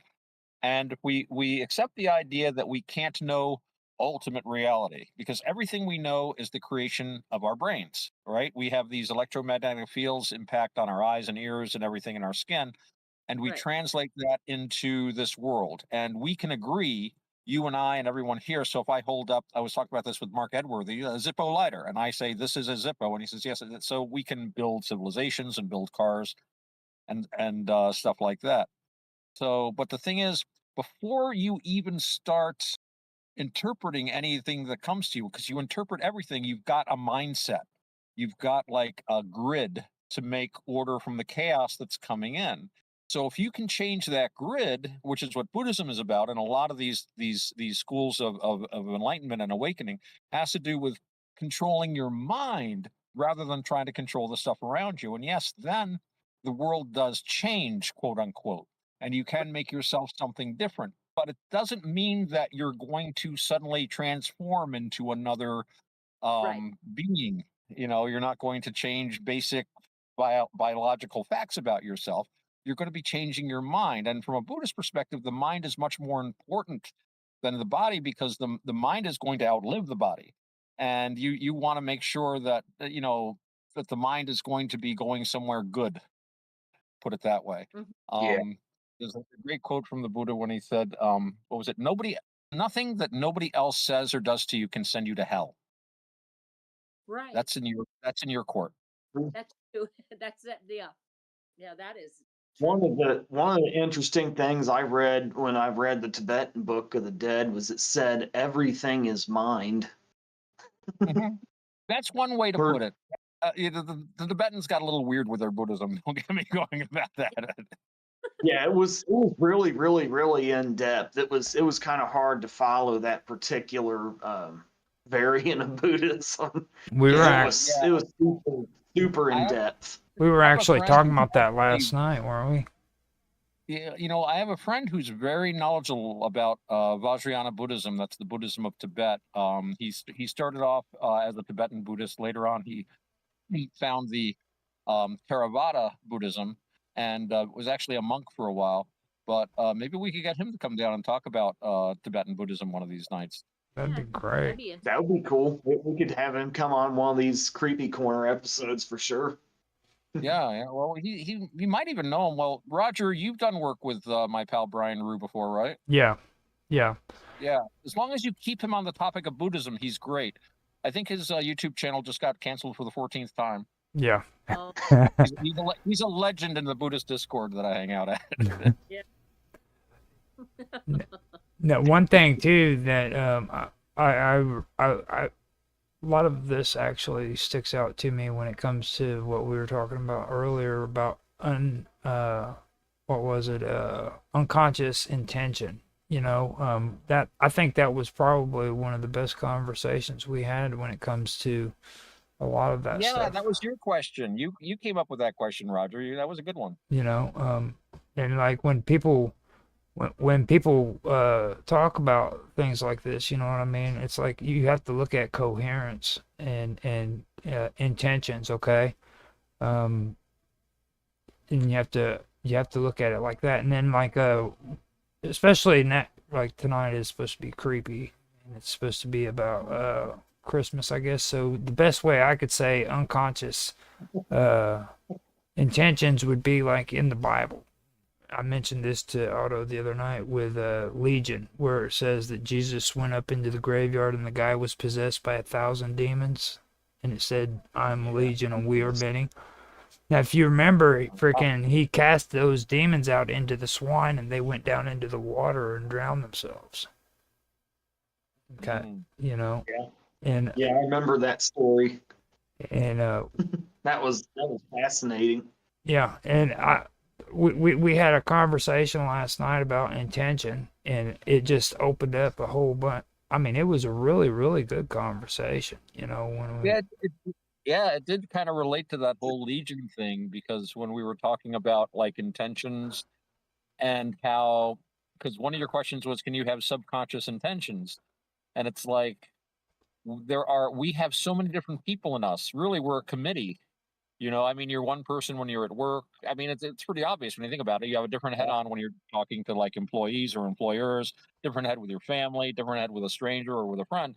So, and there's hundreds, thousands of us. There's the little kid who wants that bloody ice cream and never got it 50 years ago and is going to get it.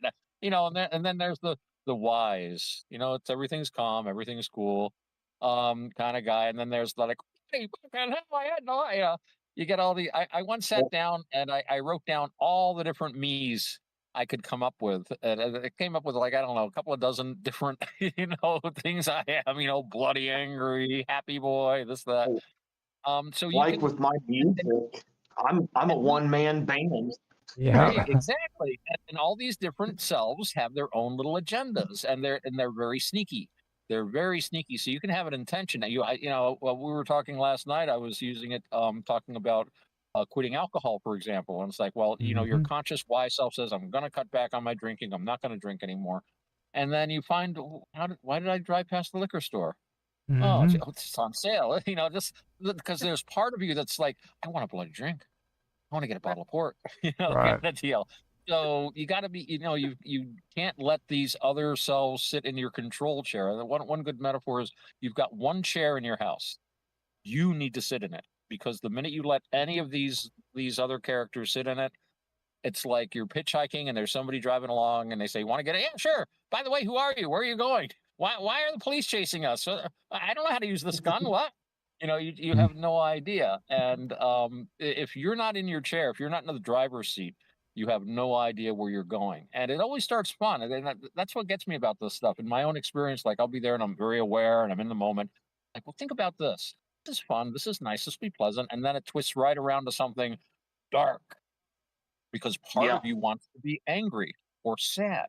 People love to be sad. I play music. There is an entire industry built around the country music industry, where people go into the bar, cry a tear in their beer. They listen to Leonard Skinner, and they cry.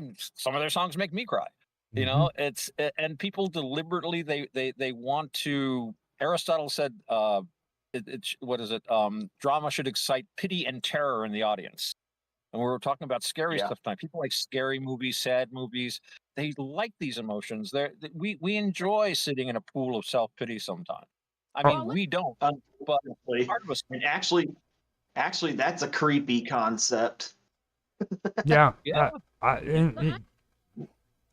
don't know who it was. Somebody like Phil Collins, actually. I think it was him. I wouldn't be quoted on that, but it was right. somebody like he said, like with Michael Jackson, if you look at his best hits, there's always like a hint of paranormal and mystery in a song, and those always become big hits, like Thriller, Yeah, because you they know, like that. Like I said, they that's like that's an dark. old link between rock and roll music and paranormal and weird. You get guys like, what was it, Robert Johnson, who went to the crossroads at midnight, yep. where a dark Yeah, man comes, he tunes your guitar for you, and well, suddenly you get Sold to his be soul to the devil it to was to become a better blues yeah, guitarist because he yeah, sucked before. yeah, Yeah. I yeah. I So there's because it was in the air tonight, and they said, "Why do you think his song is such a popular song?" And he said, "Well, it's because it's kind of mysterious, and people love that, and they love. yeah. Um, Also, it can be about love, and they Hmm. love that." He said it's got all the elements, but he said a lot of your songs, and I got to thinking about that. A lot of songs that are big hits have that little bit of mysterious paranormal feel to them. And he Yeah, said that. it lets you project too your own experience. I'm thinking that I suddenly thought of Hotel California. Really mysterious. What do some of those lyrics mean? It's kind of like, That's what and song. exactly with Yeah. in the air tonight. Nobody really ever knew what that song was about, and I still don't really know. Like he said it wasn't about like people thought it was about a bad breakup or something, but or somebody like broke up with somebody. I don't know, but he said I don't even know what he said, but nobody really knows what it's about. So Well, you don't really want to know because you get to project your own. Think, oh, that's just like this happened to me or that. I remember, the song "Tuesday's Gone," the Leonard Skinner song. Mm-hmm. Beautiful song, and people cry in the concerts, and it's a gorgeous song. And when they asked him finally, like, what was that about? He said it was about getting a record contract.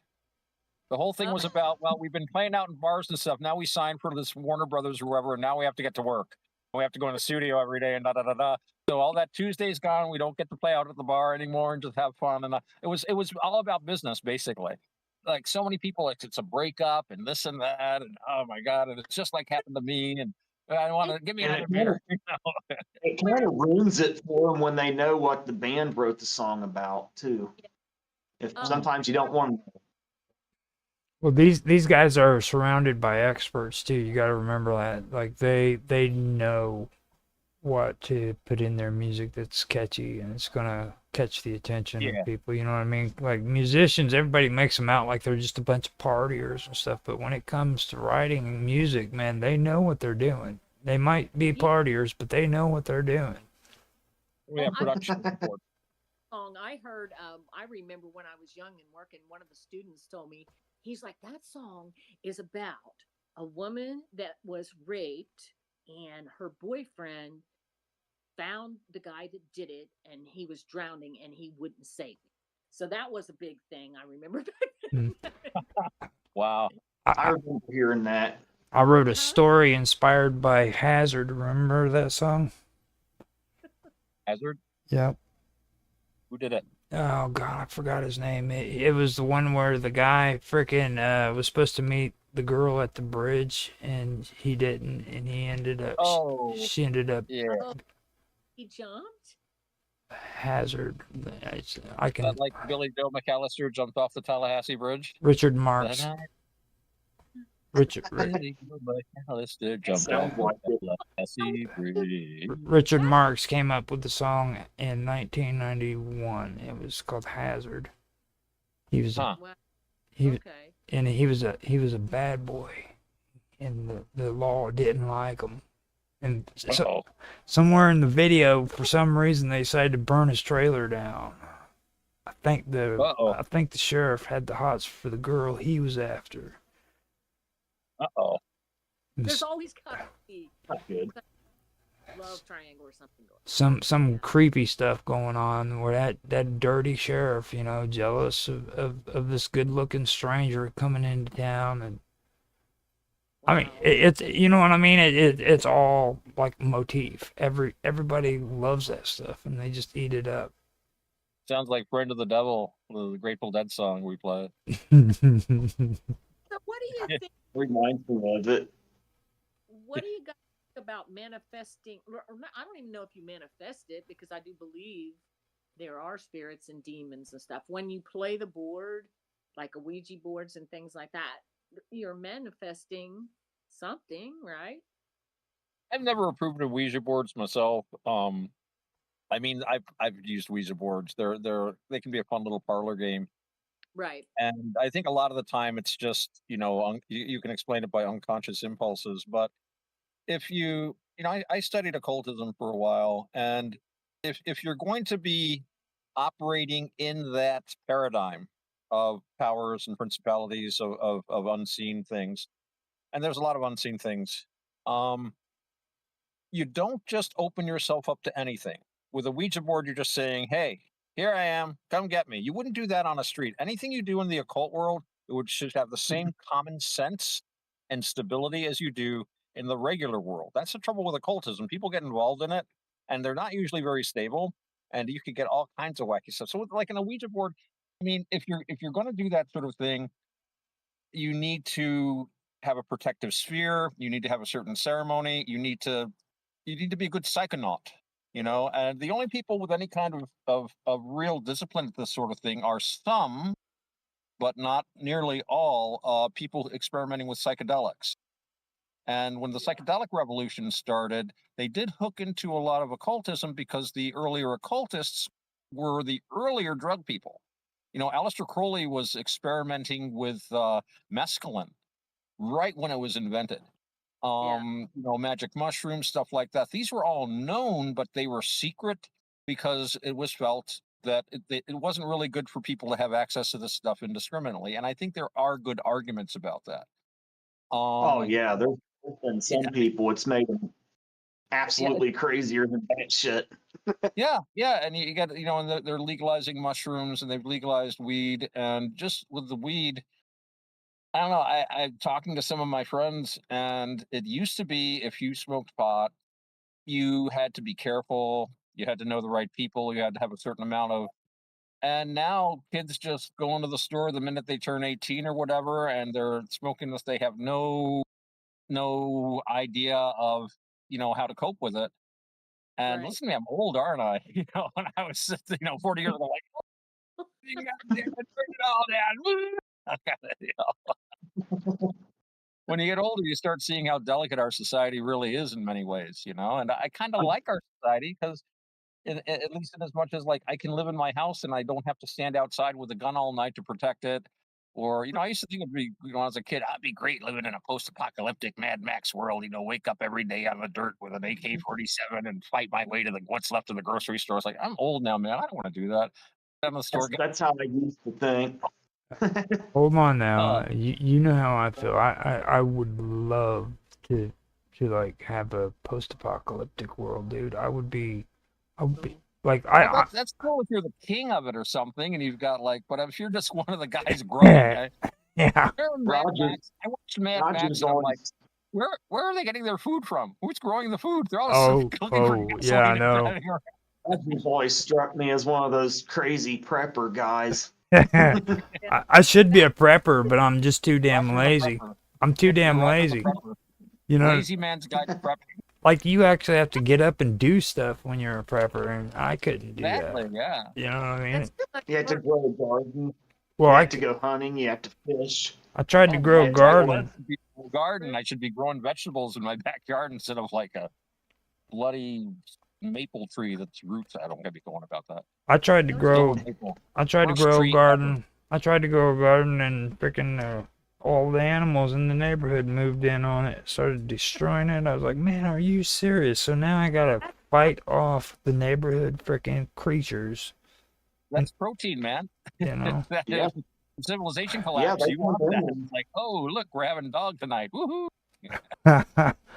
And back to the boards. If you have to call in a circle protection, then why would you feel like you should use something like that? Because if you open, that's it. Yeah. Right. Okay. I mean, I can give you guys. I just think you're opening yourself up to influences without preparation for them. If you are going through that preparation, you're not going to waste your time with a Ouija board. I mean, you could. But I would just say you got to be very careful when you're skinny dipping in the paranormal. I can give you guys a little feedback on that if you want to hear it, because I have been doing a little bit of research into that. With magic, okay, and I've had to get into like the sex magic, because believe it or not, a lot of the magic people call magic today is actually all rooted in sex magic. You should never let that cat out of the bag. I tell you. But like chastity, okay? You hear the word chastity and you just think, that's to hold yourself back from having, sex, right? But really, yeah. But the thing of it is, it's also chastising. Okay, and with magic, that's what they do when they do these incantations. They chastise the spirits to show them that they are the ones who are in command. So if you are going in and you're doing a Ouija board, or you're doing incantations or summoning spirits and stuff like that, you have to have freaking this command. You have to have this kind of attitude when you do these, when you chastise these spirits with your incantations, to where they understand you're in control. Because if you're not, then that entity is got control over you. But yeah, Yeah, that's a big part of it. You have to be in charge, and so many people that go skinny dipping in this sort of thing, they believe anything they're told. Right. And you can't believe anything you're told in the unseen world any more than you can believe anything you're told in the seen world. It's a common sense and power and control. And you're absolutely on target there, Roger. I would agree entirely with that. You know, I keep forgetting her name. I always talk to you about her all the time, Otto. She's the Greek goddess. She was the Xena? no, she Minerva? not Xena. Eris Discordia? No, she was the daughter of Kronos, I believe, Oh, okay. when he was castrated, or was that freaking Anus? Or They Kronos did get castrated. Uranus got castrated too. yeah. She was the one who fell to the blood fell into the water after he was castrated, and she was Yes, Aphrodite. Yeah. At- Because the foam, mhm, like the foam was like the sperm, and the blood was like the womb, and then Venus mhm. on the half shell. Right, I think Aphrodite. that's what you mean. Aphrodite is where all of this starts. So when you hear stories about like John Locke, or not John Locke, but John, he's the one who spoke to angels. Oh, John D. John D. Okay. Yeah. They always say that he spoke to angels, but I personally feel that he was actually speaking to the good daemon. And the good daemon would be the equivalent of like Cupid. When you, in Christianity, they have Cupid that shoots you with the arrow. Yeah. Right. That's actually a good daemon that was incorporated into the Christian religion. Right. And I personally feel I personally feel that John Dee was actually speaking to good daemons rather than angels. If you guys know anything about that. He was an interesting guy. One thing that came out about D, which I thought was very interesting, was that he was an intelligence agent. Sent out by Elizabeth to like all the European courts. They were trying to get like a Protestant kind of group together to fight the Habsburgs, the Catholics, and stuff. And his magical diaries, which have all these communications with spirits and stuff, it is thought in some circles that they might actually contain a very sophisticated code, giving like dispositions of troops, diplomatic information, and stuff like that. There was a guy by the name of Tritamius, and he wrote a book on what they used to call back then steganography, and basically ciphers and codes and stuff.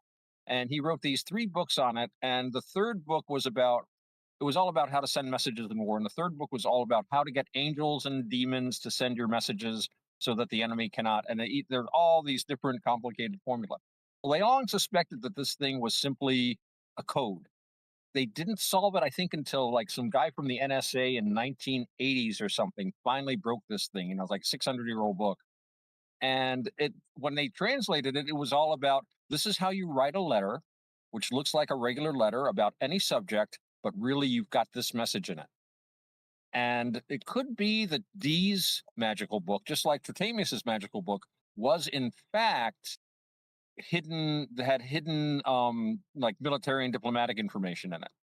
No one's ever really approached his work from that perspective, but there could be many layers of this. And that's not to say that he certainly was going through these occult experiments. He was like trying to make contact and stuff, but there could also be a deeper layer of international intrigue and espionage.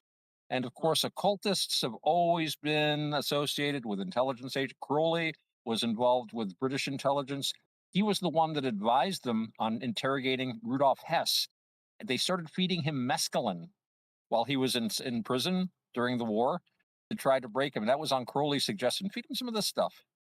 And yeah, so that's a very old connection. John Dee's number, by the way, was 007. That was his reporting number, which is interesting. Where they got the James Bond thing from. From the 1500s, 16th century James Bond. Yeah, it'd go clear back that far. Oh, There are yeah. some people so far ahead of their time and their thinking, it's unreal. Mm, just amazing. Oh, yeah. Absolutely incredible. Right. Oh my goodness, it's almost 10 o'clock. I might have to bail out here pretty soon, guys. Yeah. We're gonna wrap it up here soon, I think. Yeah. So, um, But thanks for inviting me on. I had a great time. yeah, Yeah. it was Yeah, it was really great. I'd love Otto, to come talk back more. anytime, man. Well, we can talk about Yeah. magic. Sex magic is an interesting. I dabbled in occultism myself for many years and have something of a background in this. So, okay. Yeah, um, come back on. I will say one of the things that got me about occultism, and I applied myself to it very rigorously for a while. And one of the things I discovered about it is that it does work. And that Yeah. kind of made me stop because it's like I don't know well enough what I want.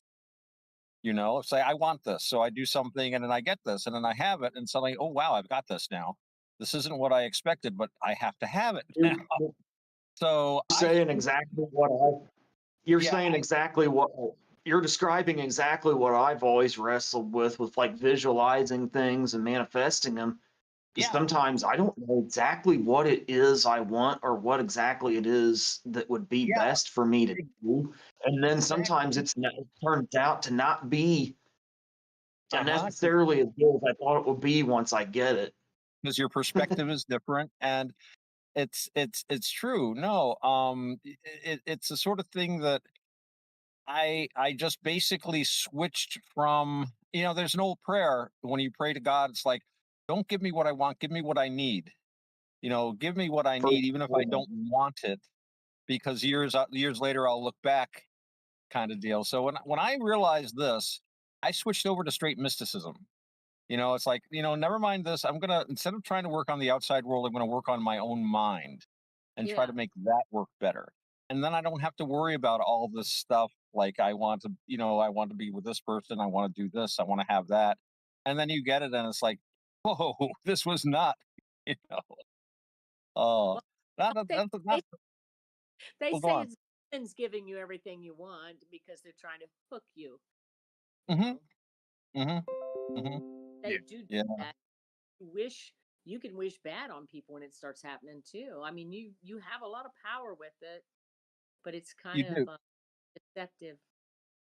Well, and we were talking about Yeah. this a little bit last night, and one of the central things about Buddhism is that it teaches that it's about what they call kama or karma, and that basically means action. Kama is intention. It's actually a mental state, if you look at it deeply enough. But every decision you make, every thought you have, and every thought is an action.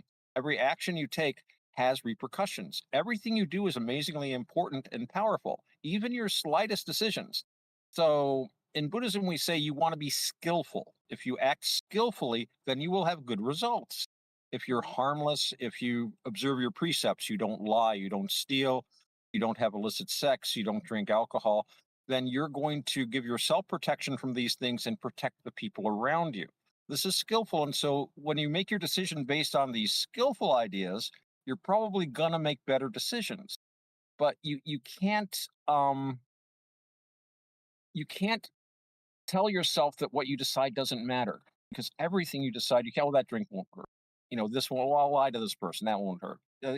Because it's like a pebble dropped in a pond. Even one lie, even one drink will have repercussions for years, possibly.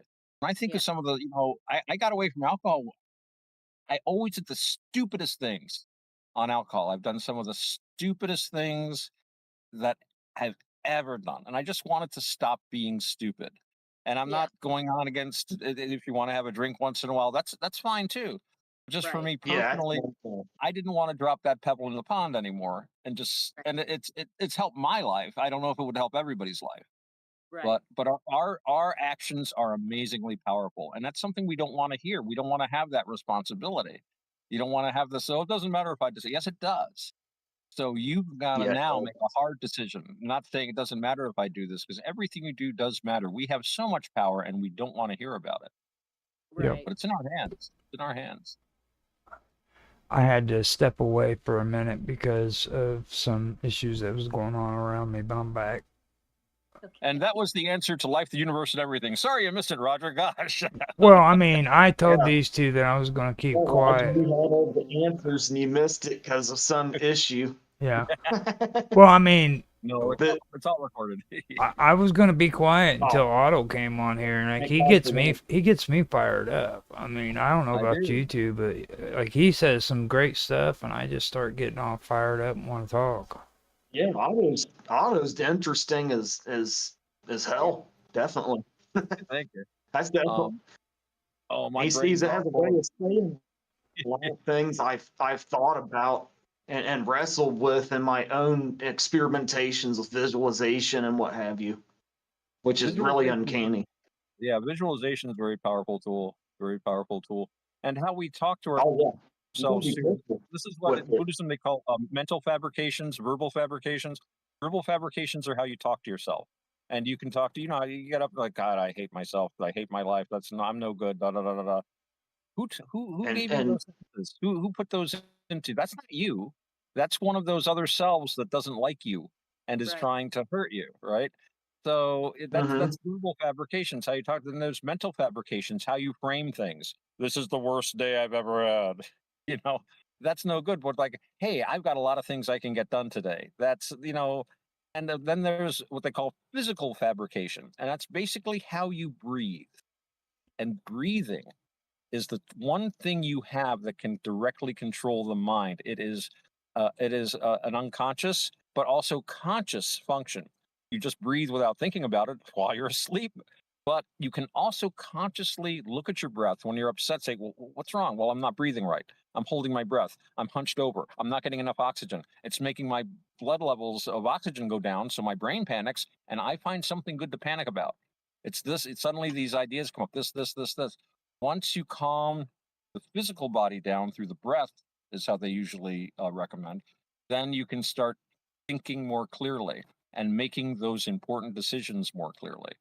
And visualization is part of that. So what you visualize is going to determine the direction your brain is going to go in. So yeah, my suggestion would be if you're visualizing something, um, try to visualize something that conveys that same idea of not what I want, but what I need.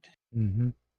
For example, simply visualizing yourself bathed in white light descending from, just a healing, positive, but without directing it. Like I want healing, positive, I want that, this or that. I want that car, kind of Okay, deal. so now And you're maybe that car would not be a good choice for you, though. now you're sending me to It might another not. you're sending me to another creep factor level because Uh-oh. I have feedback from the notorious V on this subject, okay? And Ah, he asked me if I was familiar with mindless self-indulgence.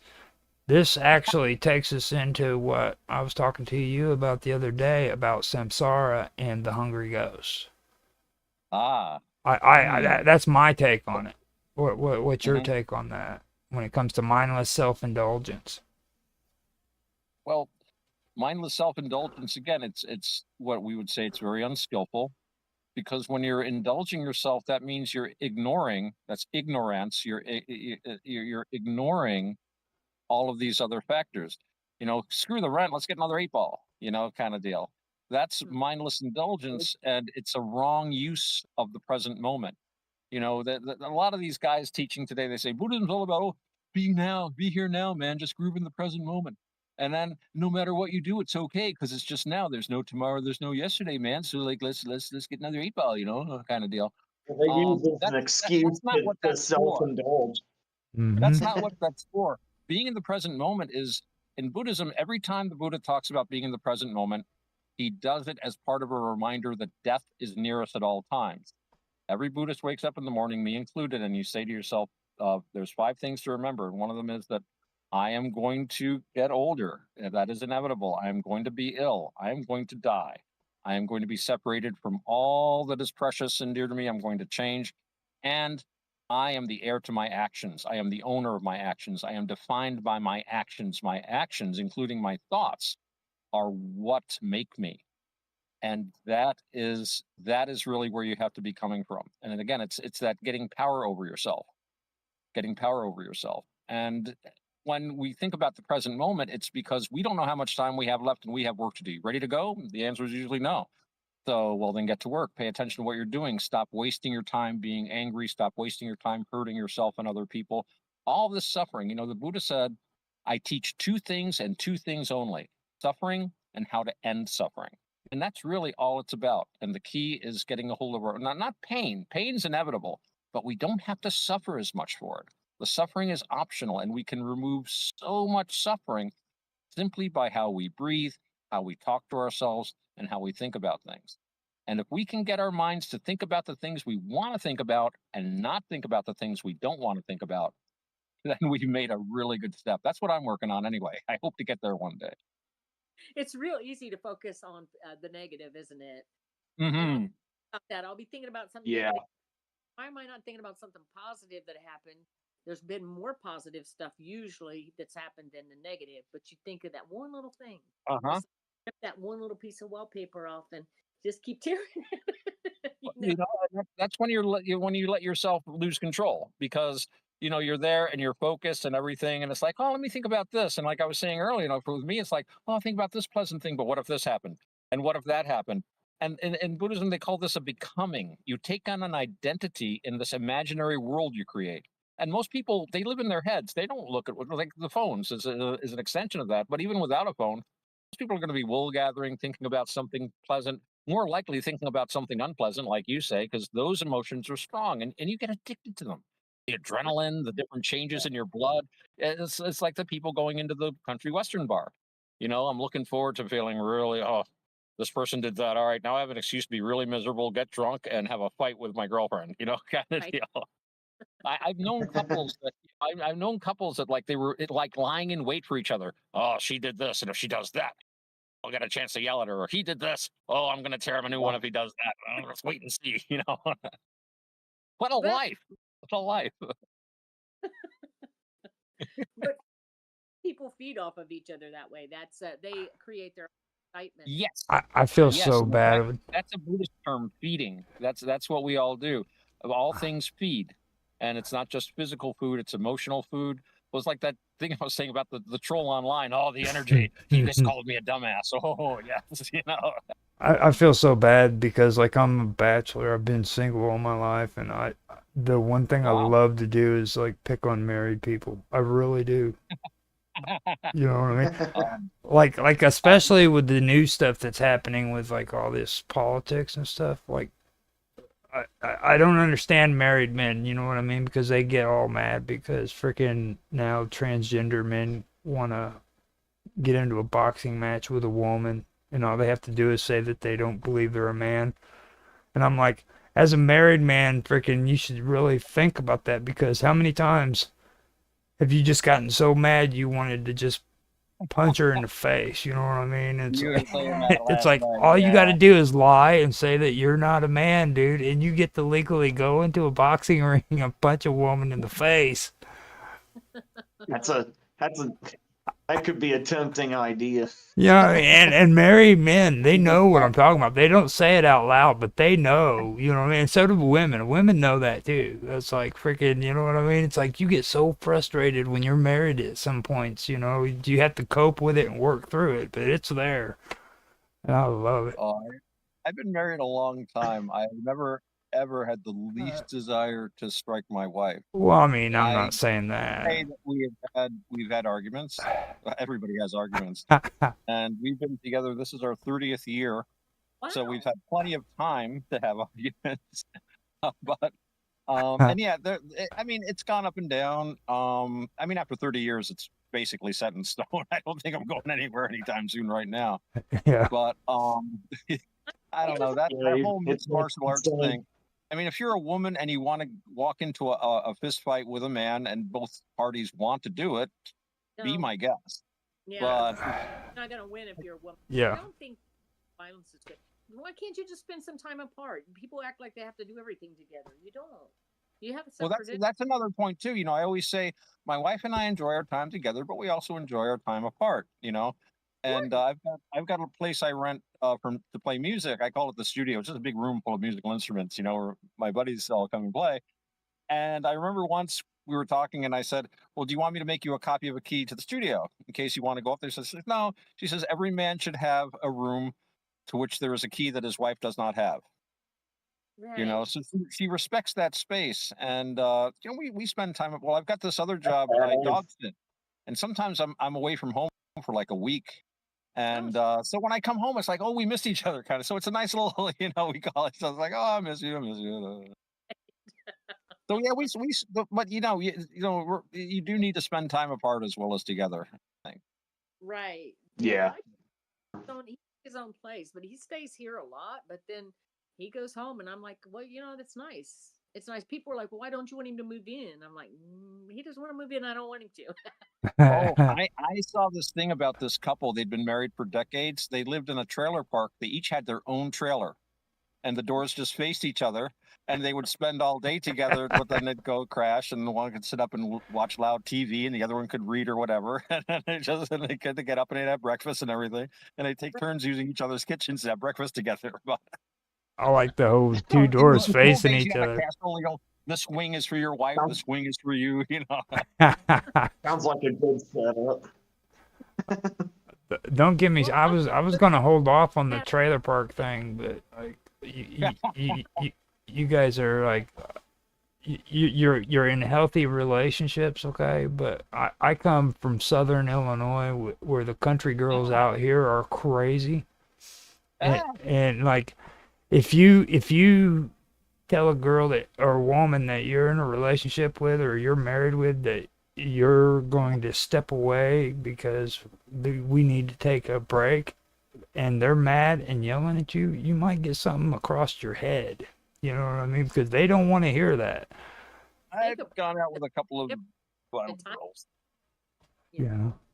I learned my lesson on that. It's like if you get in an argument and stuff, the best thing to do is just sit there, let her cool down, and then walk away. But don't say nothing. Right. That's hard. Just not saying anything. And like you two are like that's control. Mm-hmm. That's control, though. you two are in solid relationships, so it sounds like. I love that. Pretty solid, I always say, I put up a lot with her, but she puts up a lot with me, so it evens out at the end of the day. Austin's quiet. I know what that's all about. He's afraid of his wife. He's still young. He's like, oh, she will hurt me. My wife used to be young. I used to be young too. You change though. Yeah, that's what I. Years later, it's like, wow, okay, we're still here. I'm just taking in the whole conversation and getting in a word wherever I can, wherever something I can add to the conversation. When I first got together, I don't say much.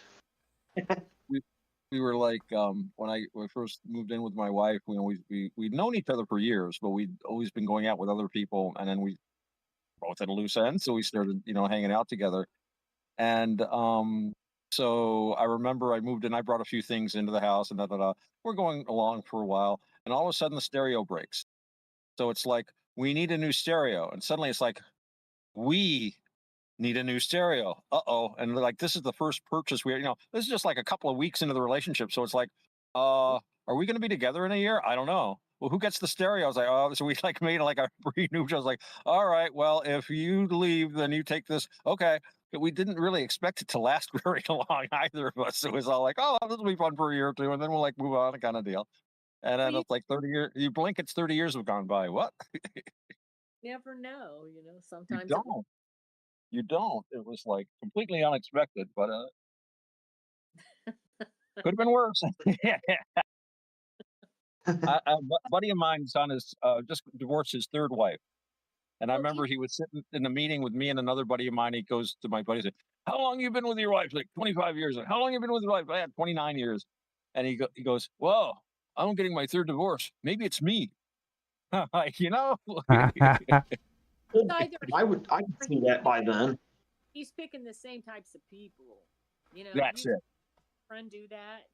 Like Austin knows who I'm talking about. We had my my husband's deceased, but he had a friend. He picked the same type of woman, and he went through several different women, and they were all this just mean, just awful. Yeah. Yeah. Yeah. That's why I'm single Yeah, still, by the way. I mean, because like, I know. Go on. that's why I'm single still. I'm 52 and I'm single and I'm proud of it because I've learned one thing. I have a bad picker, and I did say picker. Austin always picks on me about that, but I said picker. But that's what it is. And everybody likes to blame the other person, but whenever I was sobering up, I learned that I had to take responsibility for myself and look at me. And when it comes down to it, I always pick those women. You know what I mean? It was always me. I always had a choice if I wanted to get in a relationship or not, and I always got involved with those crazy women that freaking just would do what you guys were talking about. They were just mean, So I finally I went celibate. I said I'm not doing it no more. But it could be something in you too. There's some kind of what is an enabler? Is that what it is? It's a demon. It's a demon. It's a demon, Roger. It's it's it's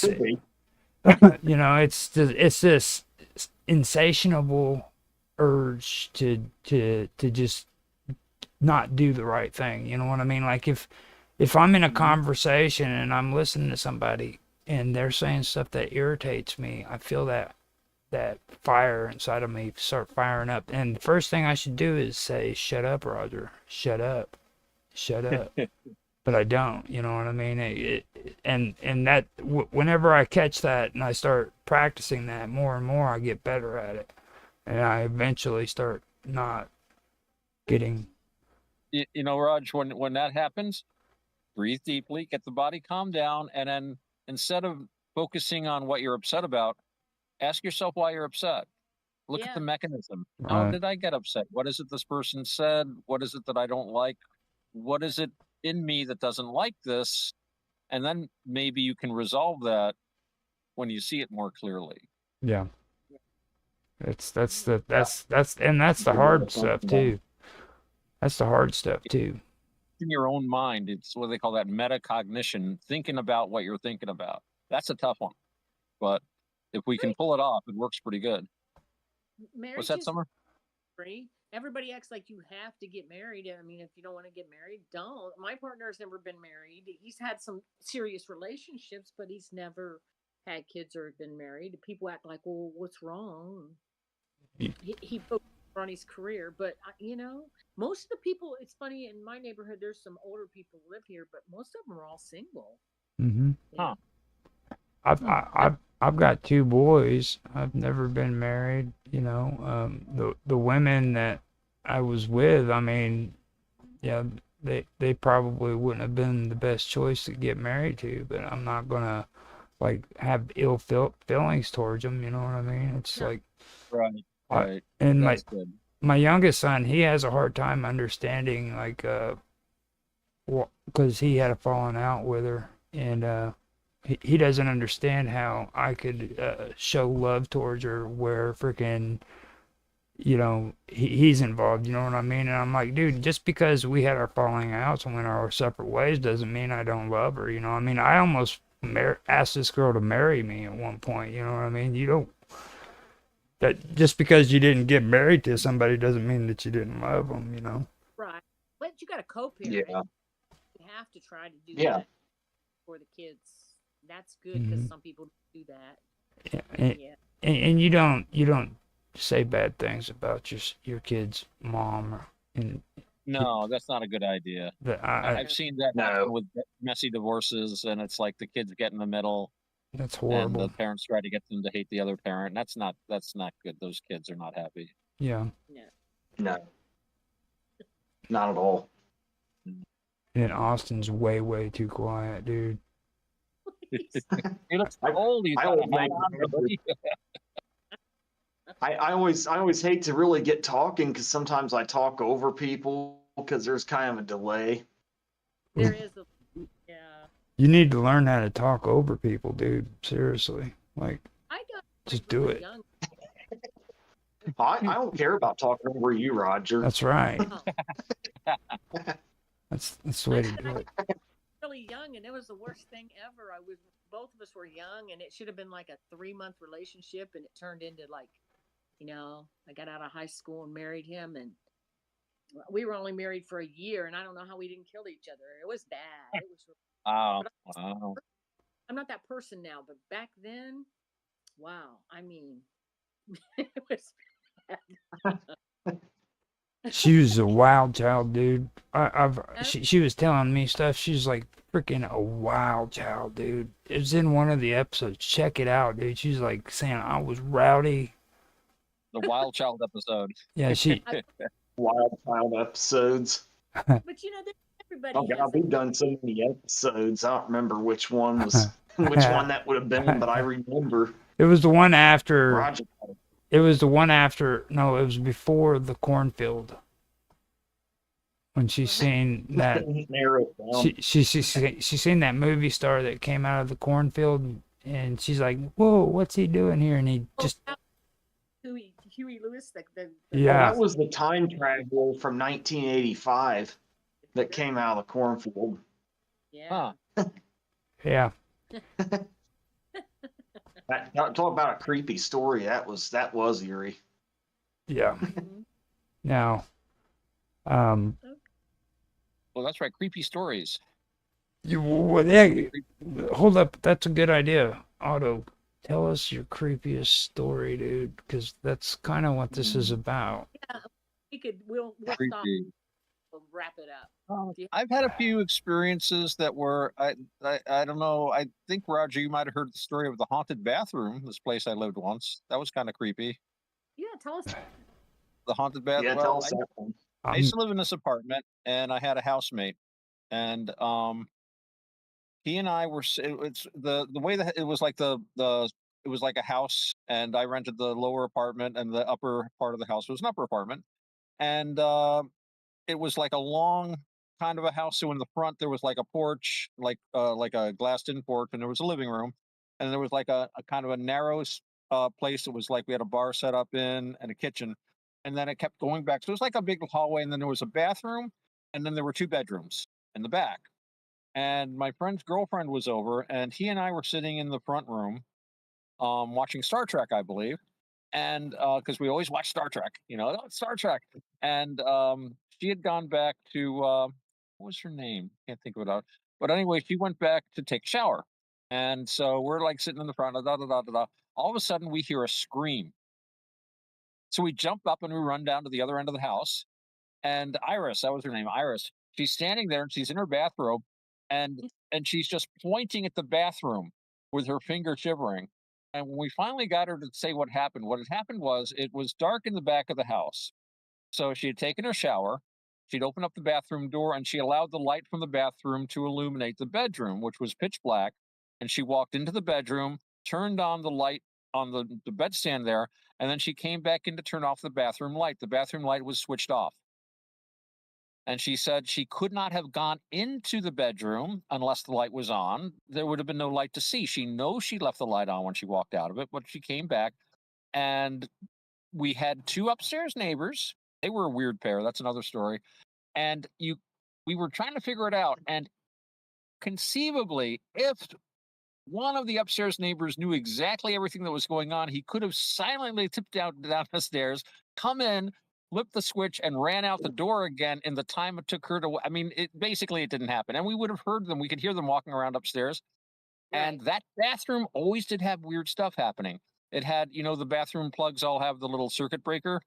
Mhm. For those people listening, not in the United States, all United States bathrooms have this. It was always being flipped. You go in there and it was always like set. And I asked the landlord, the guy I knew, was like, Butch, like, what's with this? Is this place haunted? No, it's not haunted. I'll check it. He was an electrician. He went in there, he checked the wiring, he replaced the plug. It still kept doing it. But I never really noticed it much. But that night when Iris just like the scream ran through the house.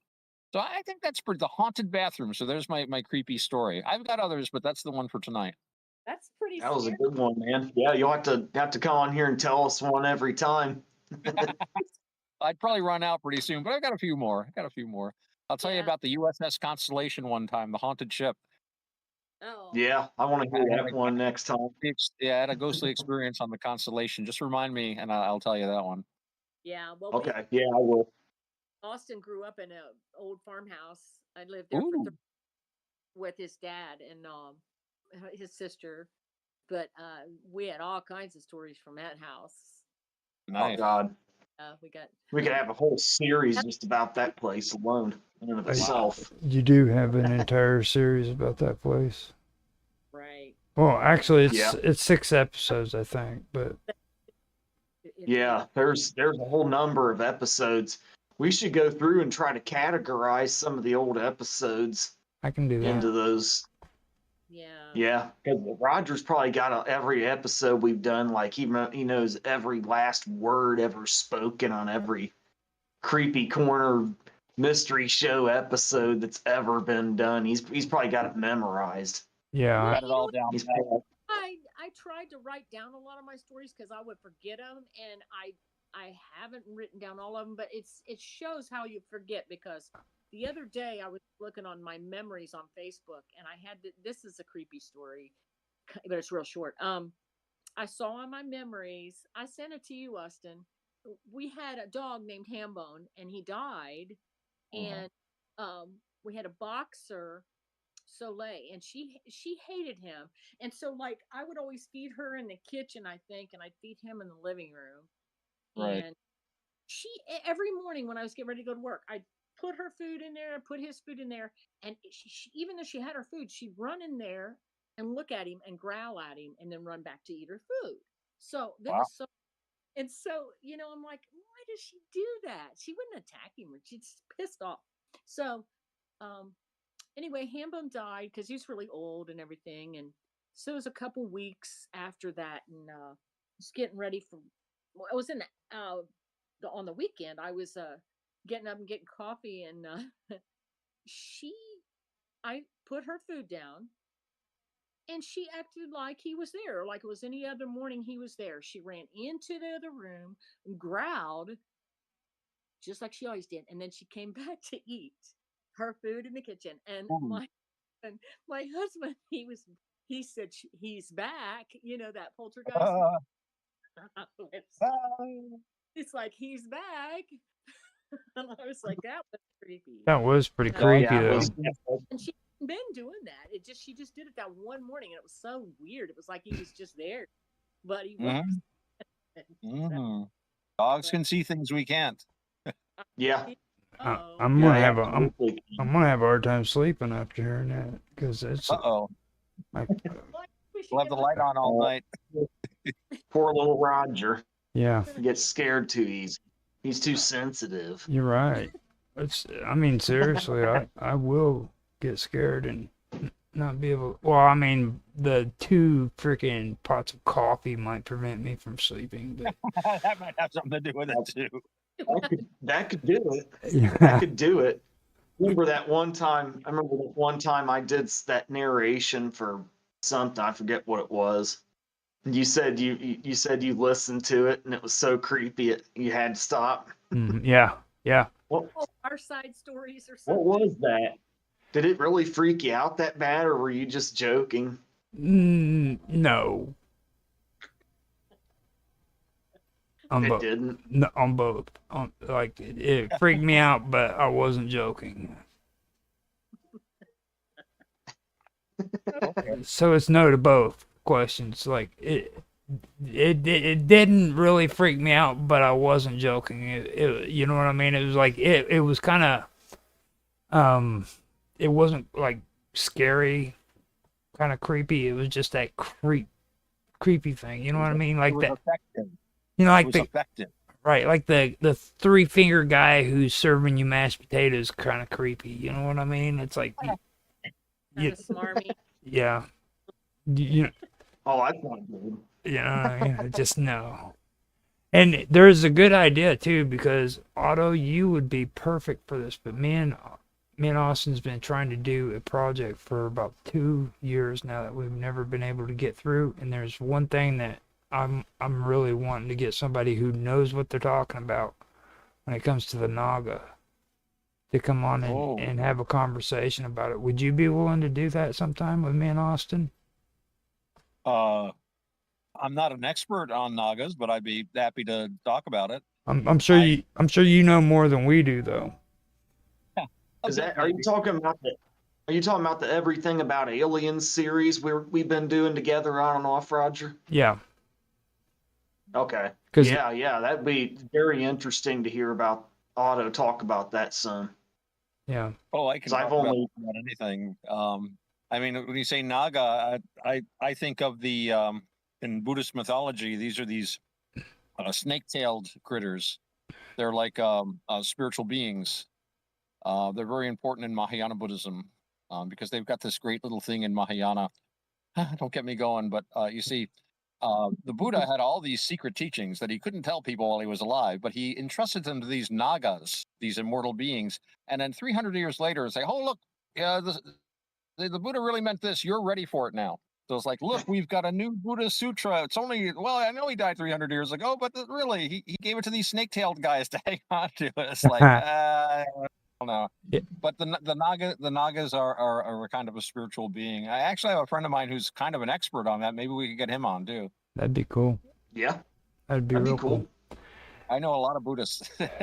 And just so you two know, too, Otto's been talking to me about maybe doing a show that's Buddhist oriented.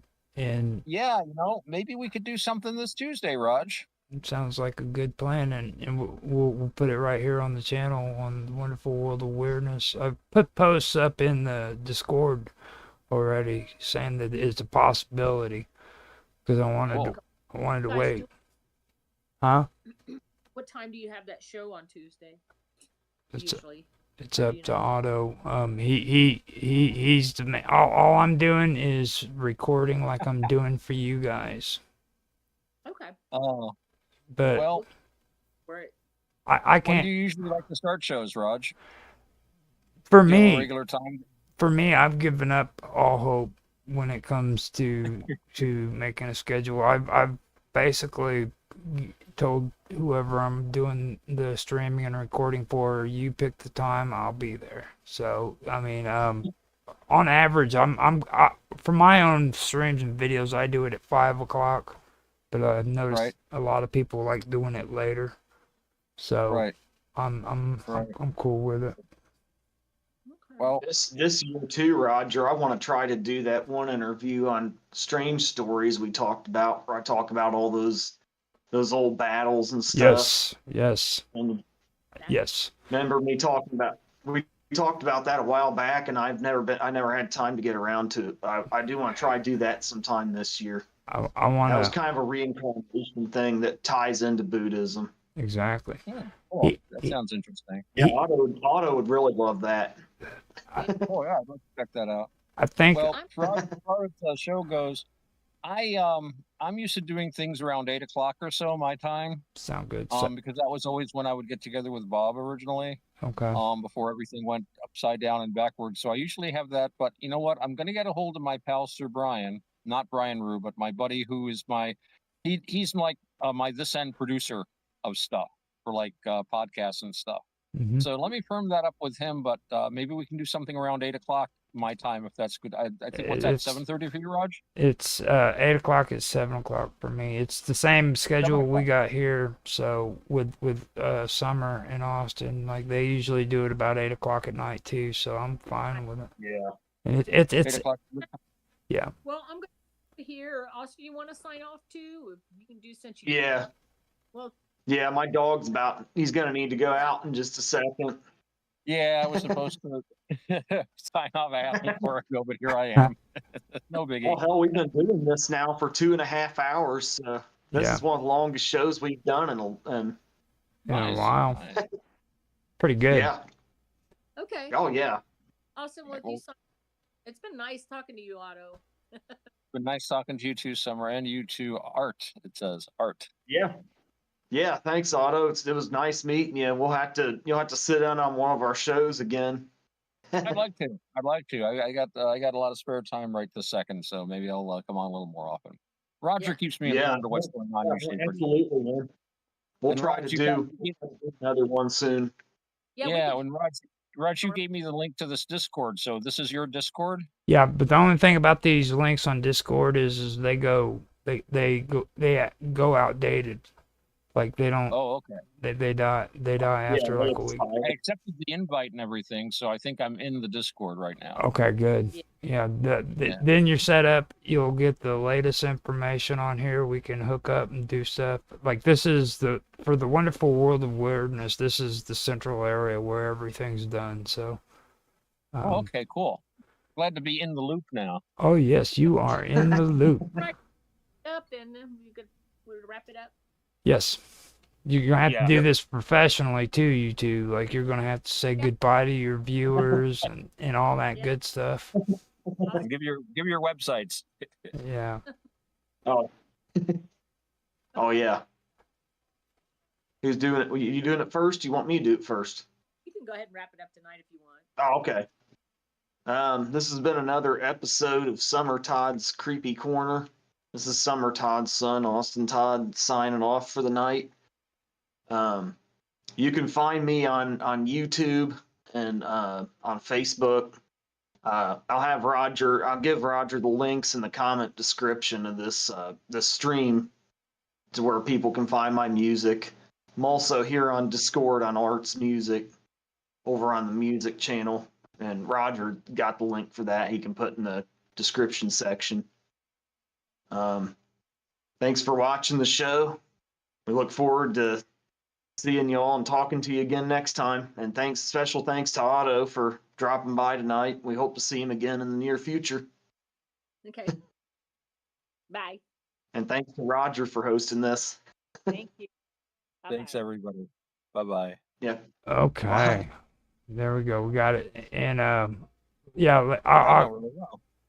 that did go pretty well. I tried to keep quiet. I am sorry, you two. It's just freaking. Oh no, you did great. I don't mind you talking to us. I love it. Well, I mean, you got to talk more, Roger. You always have good things to add to the conversation. Well, yeah. When you guys, I agree. When you guys started talking about like the Buddhist stuff, like I really do enjoy talking about some of that stuff because it's very intriguing, to be honest. Like there's a lot of people don't realize what's going on there. I find Buddhism and Hinduism actually probably the most interesting stuff, to be honest.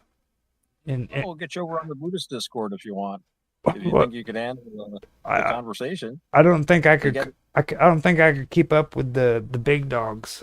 You know what I mean? Well, there's some little dogs there too. They get a little fashy sometimes, but I think you could handle it. It is alt Buddhism, so. Okay. Well, I mean, it might be a good idea at some point, you know, but I mean, think about it. Think about it. It'd be a good idea. Where is it, on Discord or Team? Yeah. Discord? Yeah. Okay. Yeah. Yeah. It's I mean, it's called Politically Incorrect Dhamma is the name of it. Oh, that sounds good. But it's by invite only. But I'm a moderator, so I can invite you. Okay, sounds good. Well, we'll talk about it. We'll talk about it. But if you're comfortable with it, I think you might get a kick out of it. All right. You'd certainly find some interesting people to talk to, and certainly some people that would be interested in going on shows, probably. Okay. I don't know if you would be interested in having them on your show, but they would be interested in being on your show. So, hey, I'm desperate. I need people. Like freaking. Well, I'll tell you my idea for our first talk. I want to see if I can get my buddy. Now, did you meet Sir Brian? No, he actually was a little involved. We got him into the quantum qubit for a little while. And I didn't get him into the element chat yet, but he actually recorded on one of our quantum gatherings, and he did a talk on his experiences with AI, which he's been exploring. He's a really bright guy, and he's good with computers. But we did that talk, and Bob was like, "Make that into your Falling Faster podcast." So I'm trying to get him to help me produce the AI imagery so that he would tell his story through the imagery. To go along with his words. But I was thinking we could have a talk with him talking about AI and me giving it a Buddhist perspective. That'd be cool. The Buddhist, the Buddhist interpretation of what he's experiencing with the AI. So Maybe we could do something like that. That'd be cool. That really would. Yeah, and he'd be another guy for your stable. You could get him talking on other things. He's a pretty good talker. So I'm gotta build up your audience, Roger. We gotta build up your audience. We're gonna make you a success. Yeah, we gotta make Roger the next superstar. He's gonna be the next Joe Rogan. Yeah, that's what I was saying earlier. Come on his show. I don't know, Joe. I'm kind of booked up. Otto's on next week, and yeah. Austin's coming on, man. I can't cancel Austin. Next month we'll see. All I want to do is edit. I mean, to be honest with you, like the edits on this stuff is so freaking amazing. You know, the content, I love it. I love it to death. It's just, I love doing it. Yeah. And you're good at it too, man. I don't even know. It's natural for me now. You know, I just love doing it. Yeah.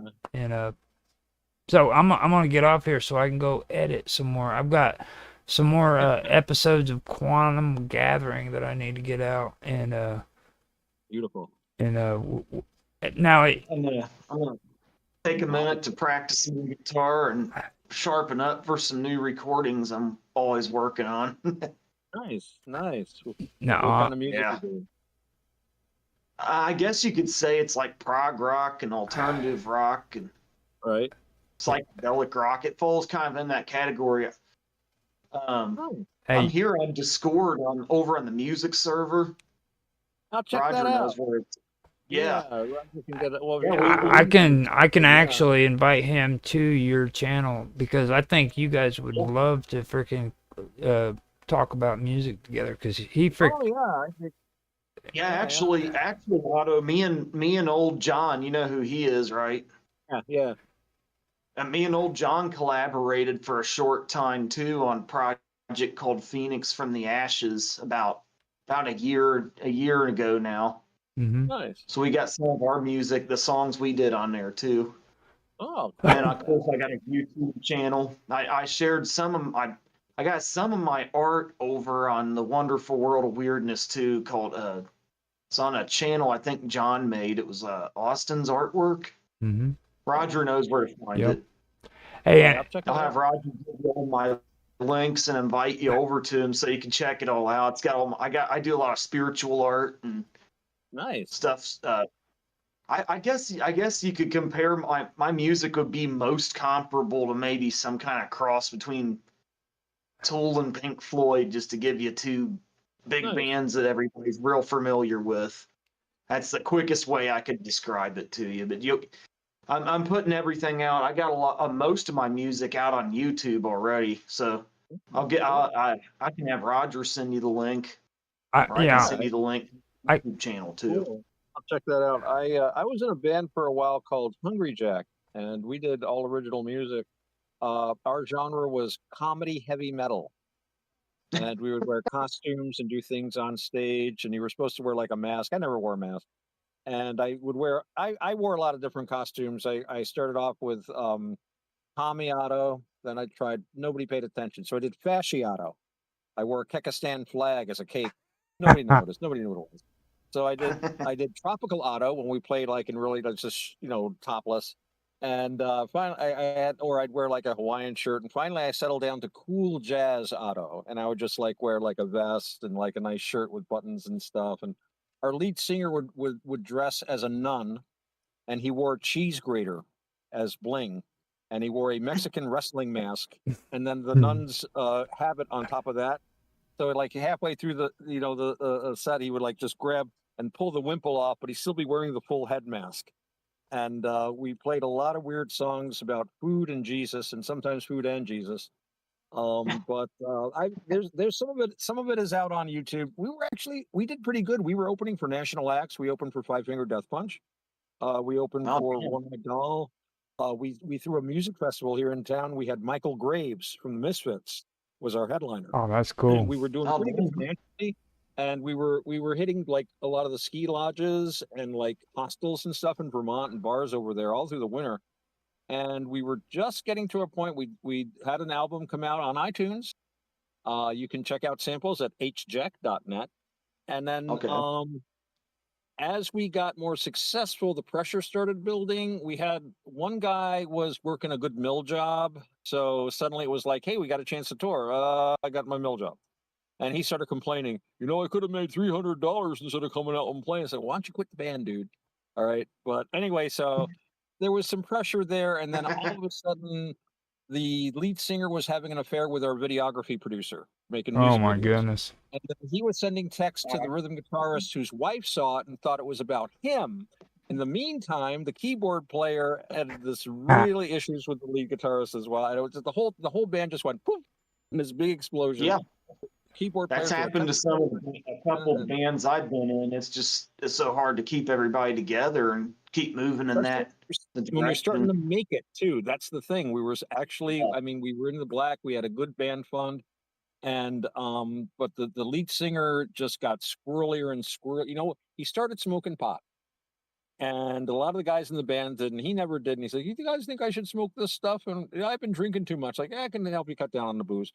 He started smoking like a maniac, and I was just as they were legalizing it here, and he started making the worst business decisions. So he booked us in this club, right? It was going to be this great club, huge door. We'll probably make $1,000. It's like, all right, this sounds good. Like, yeah, well, we found out it's an unlicensed club. Oh, okay. Well, that's cool too. Oh yeah, it'll be a big crowd. Right. So the drummer's like, well, what's the venue like? Where we need room where we're going to set up and stuff. You play it out. You got to know where you can. We had 6-piece band. You got to figure out where people are. So he's like, well, I'll find out. He never found out. So finally, we're just going in there cold. Well, it turns out it was a kid's basement. The kid was 17 years old. His grandma was upstairs. 3 people showed up. They lassoed us, and this kid gaslit us, basically. They got us and this other band that drove even further. I think the total door take was $5, and we gave it to the other band because we felt sorry for them. We did swap CDs Oh my God. and T-shirts, and that was about it. And the drummer quit. He said he was the oldest guy in the band at the time. He was like older than me even, and he had actually rented a room because he figured we'd be playing until 3:30 in the morning, and he didn't want to. He had spent money on a room. I mean, the band fund paid for it all and the gas and shit. But I mean, it was a train wreck. I think that was like the last gig we played, and at that point, the drummer quit, and everybody else just Actually, after that, we went into the studio. We signed a deal with this record label, and then 6 months after we signed, the guy that owned the record label got cancer, and everything went bankrupt. So we're in the studio. We had three tracks recorded, and we're like, well, we got money. Let's just keep recording. So we spent all our money on trying to finish the album, and just as the band was exploding from all this other shit. So, that sound, and stuff like that. You know what that sounds Fall like? apart all the time. You know what that sounds like? What? That sounds like freaking Iron Maiden, freaking the lead singer getting all pissed off because freaking his wife snuck through, I think it was Nikki Sixx's window at night and had sex with him. Oh my. And because of that, there was a rivalry between them. But I think it was Nikki Sixx. And from that day on, Bruce Dickinson could never get along with him. It was all because of all that crazy shit. It just it's messed up. Oh, I saw so much crazy shit. We went to this one place we'd play. Around here you go out to play at a bar. It's like, thanks for playing, boys. Here's a picture of Coors Light and 6 plastic cups. We go there. They give us the whole top floor of the lodge just for the band. They'd give us like a case of beer and a full liter of Crown Royale and say, here, let us know when you run out. Oh, the bar did extra good. Here's an extra $800. We did a lot of. It was really and I mean, dude, there was a hot tub, giant mirror covered with all these little lines of what I'm sure was completely legal white powder. Mm-hmm. Yeah, and I'm a good boy, happily married man, and I know better than to, my wife's very understanding. She's like, don't bring anything home. I'm like, no, dear. Yeah. But not all of the band members were as restrained as me. In fact, How some let themselves just get sucked into that. Yeah. So, I tell you, we the funniest thing was when Corey, the lead guitarist, we're not recording now, right? I'm gonna have to bail out though to let you know. You guys, you can stay in here, hang out. Yeah, and stuff. I got to get going too. But long story short, he spent in the hot tub with a girl that we were all sure was a trap. Oh yeah. He comes with the hot Yeah. tub, and we're all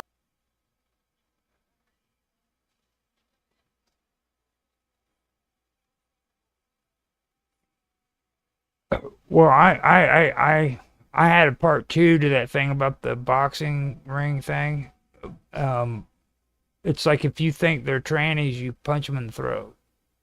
Just, just I didn't want to say that with Summer because like you should have seen her face when I said that freaking like you could legally just lie about being a freaking female and get in a ring with a woman and punch her in the face. You should have seen her face. So if yeah, I mean, like if you think that they're trannies, all you got to do is look at their throat, dude. I mean that's all you got to do. Like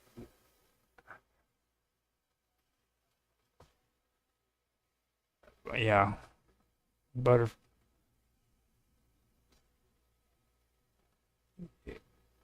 right. And I am I do want to say that I do not endorse the punching of females in the throat or within the face because well I'm just saying like if they're getting into the ring and like you guys said afterwards like if you're going to sign the contract don't be crying about it when they punch you in the face and you know what I mean and it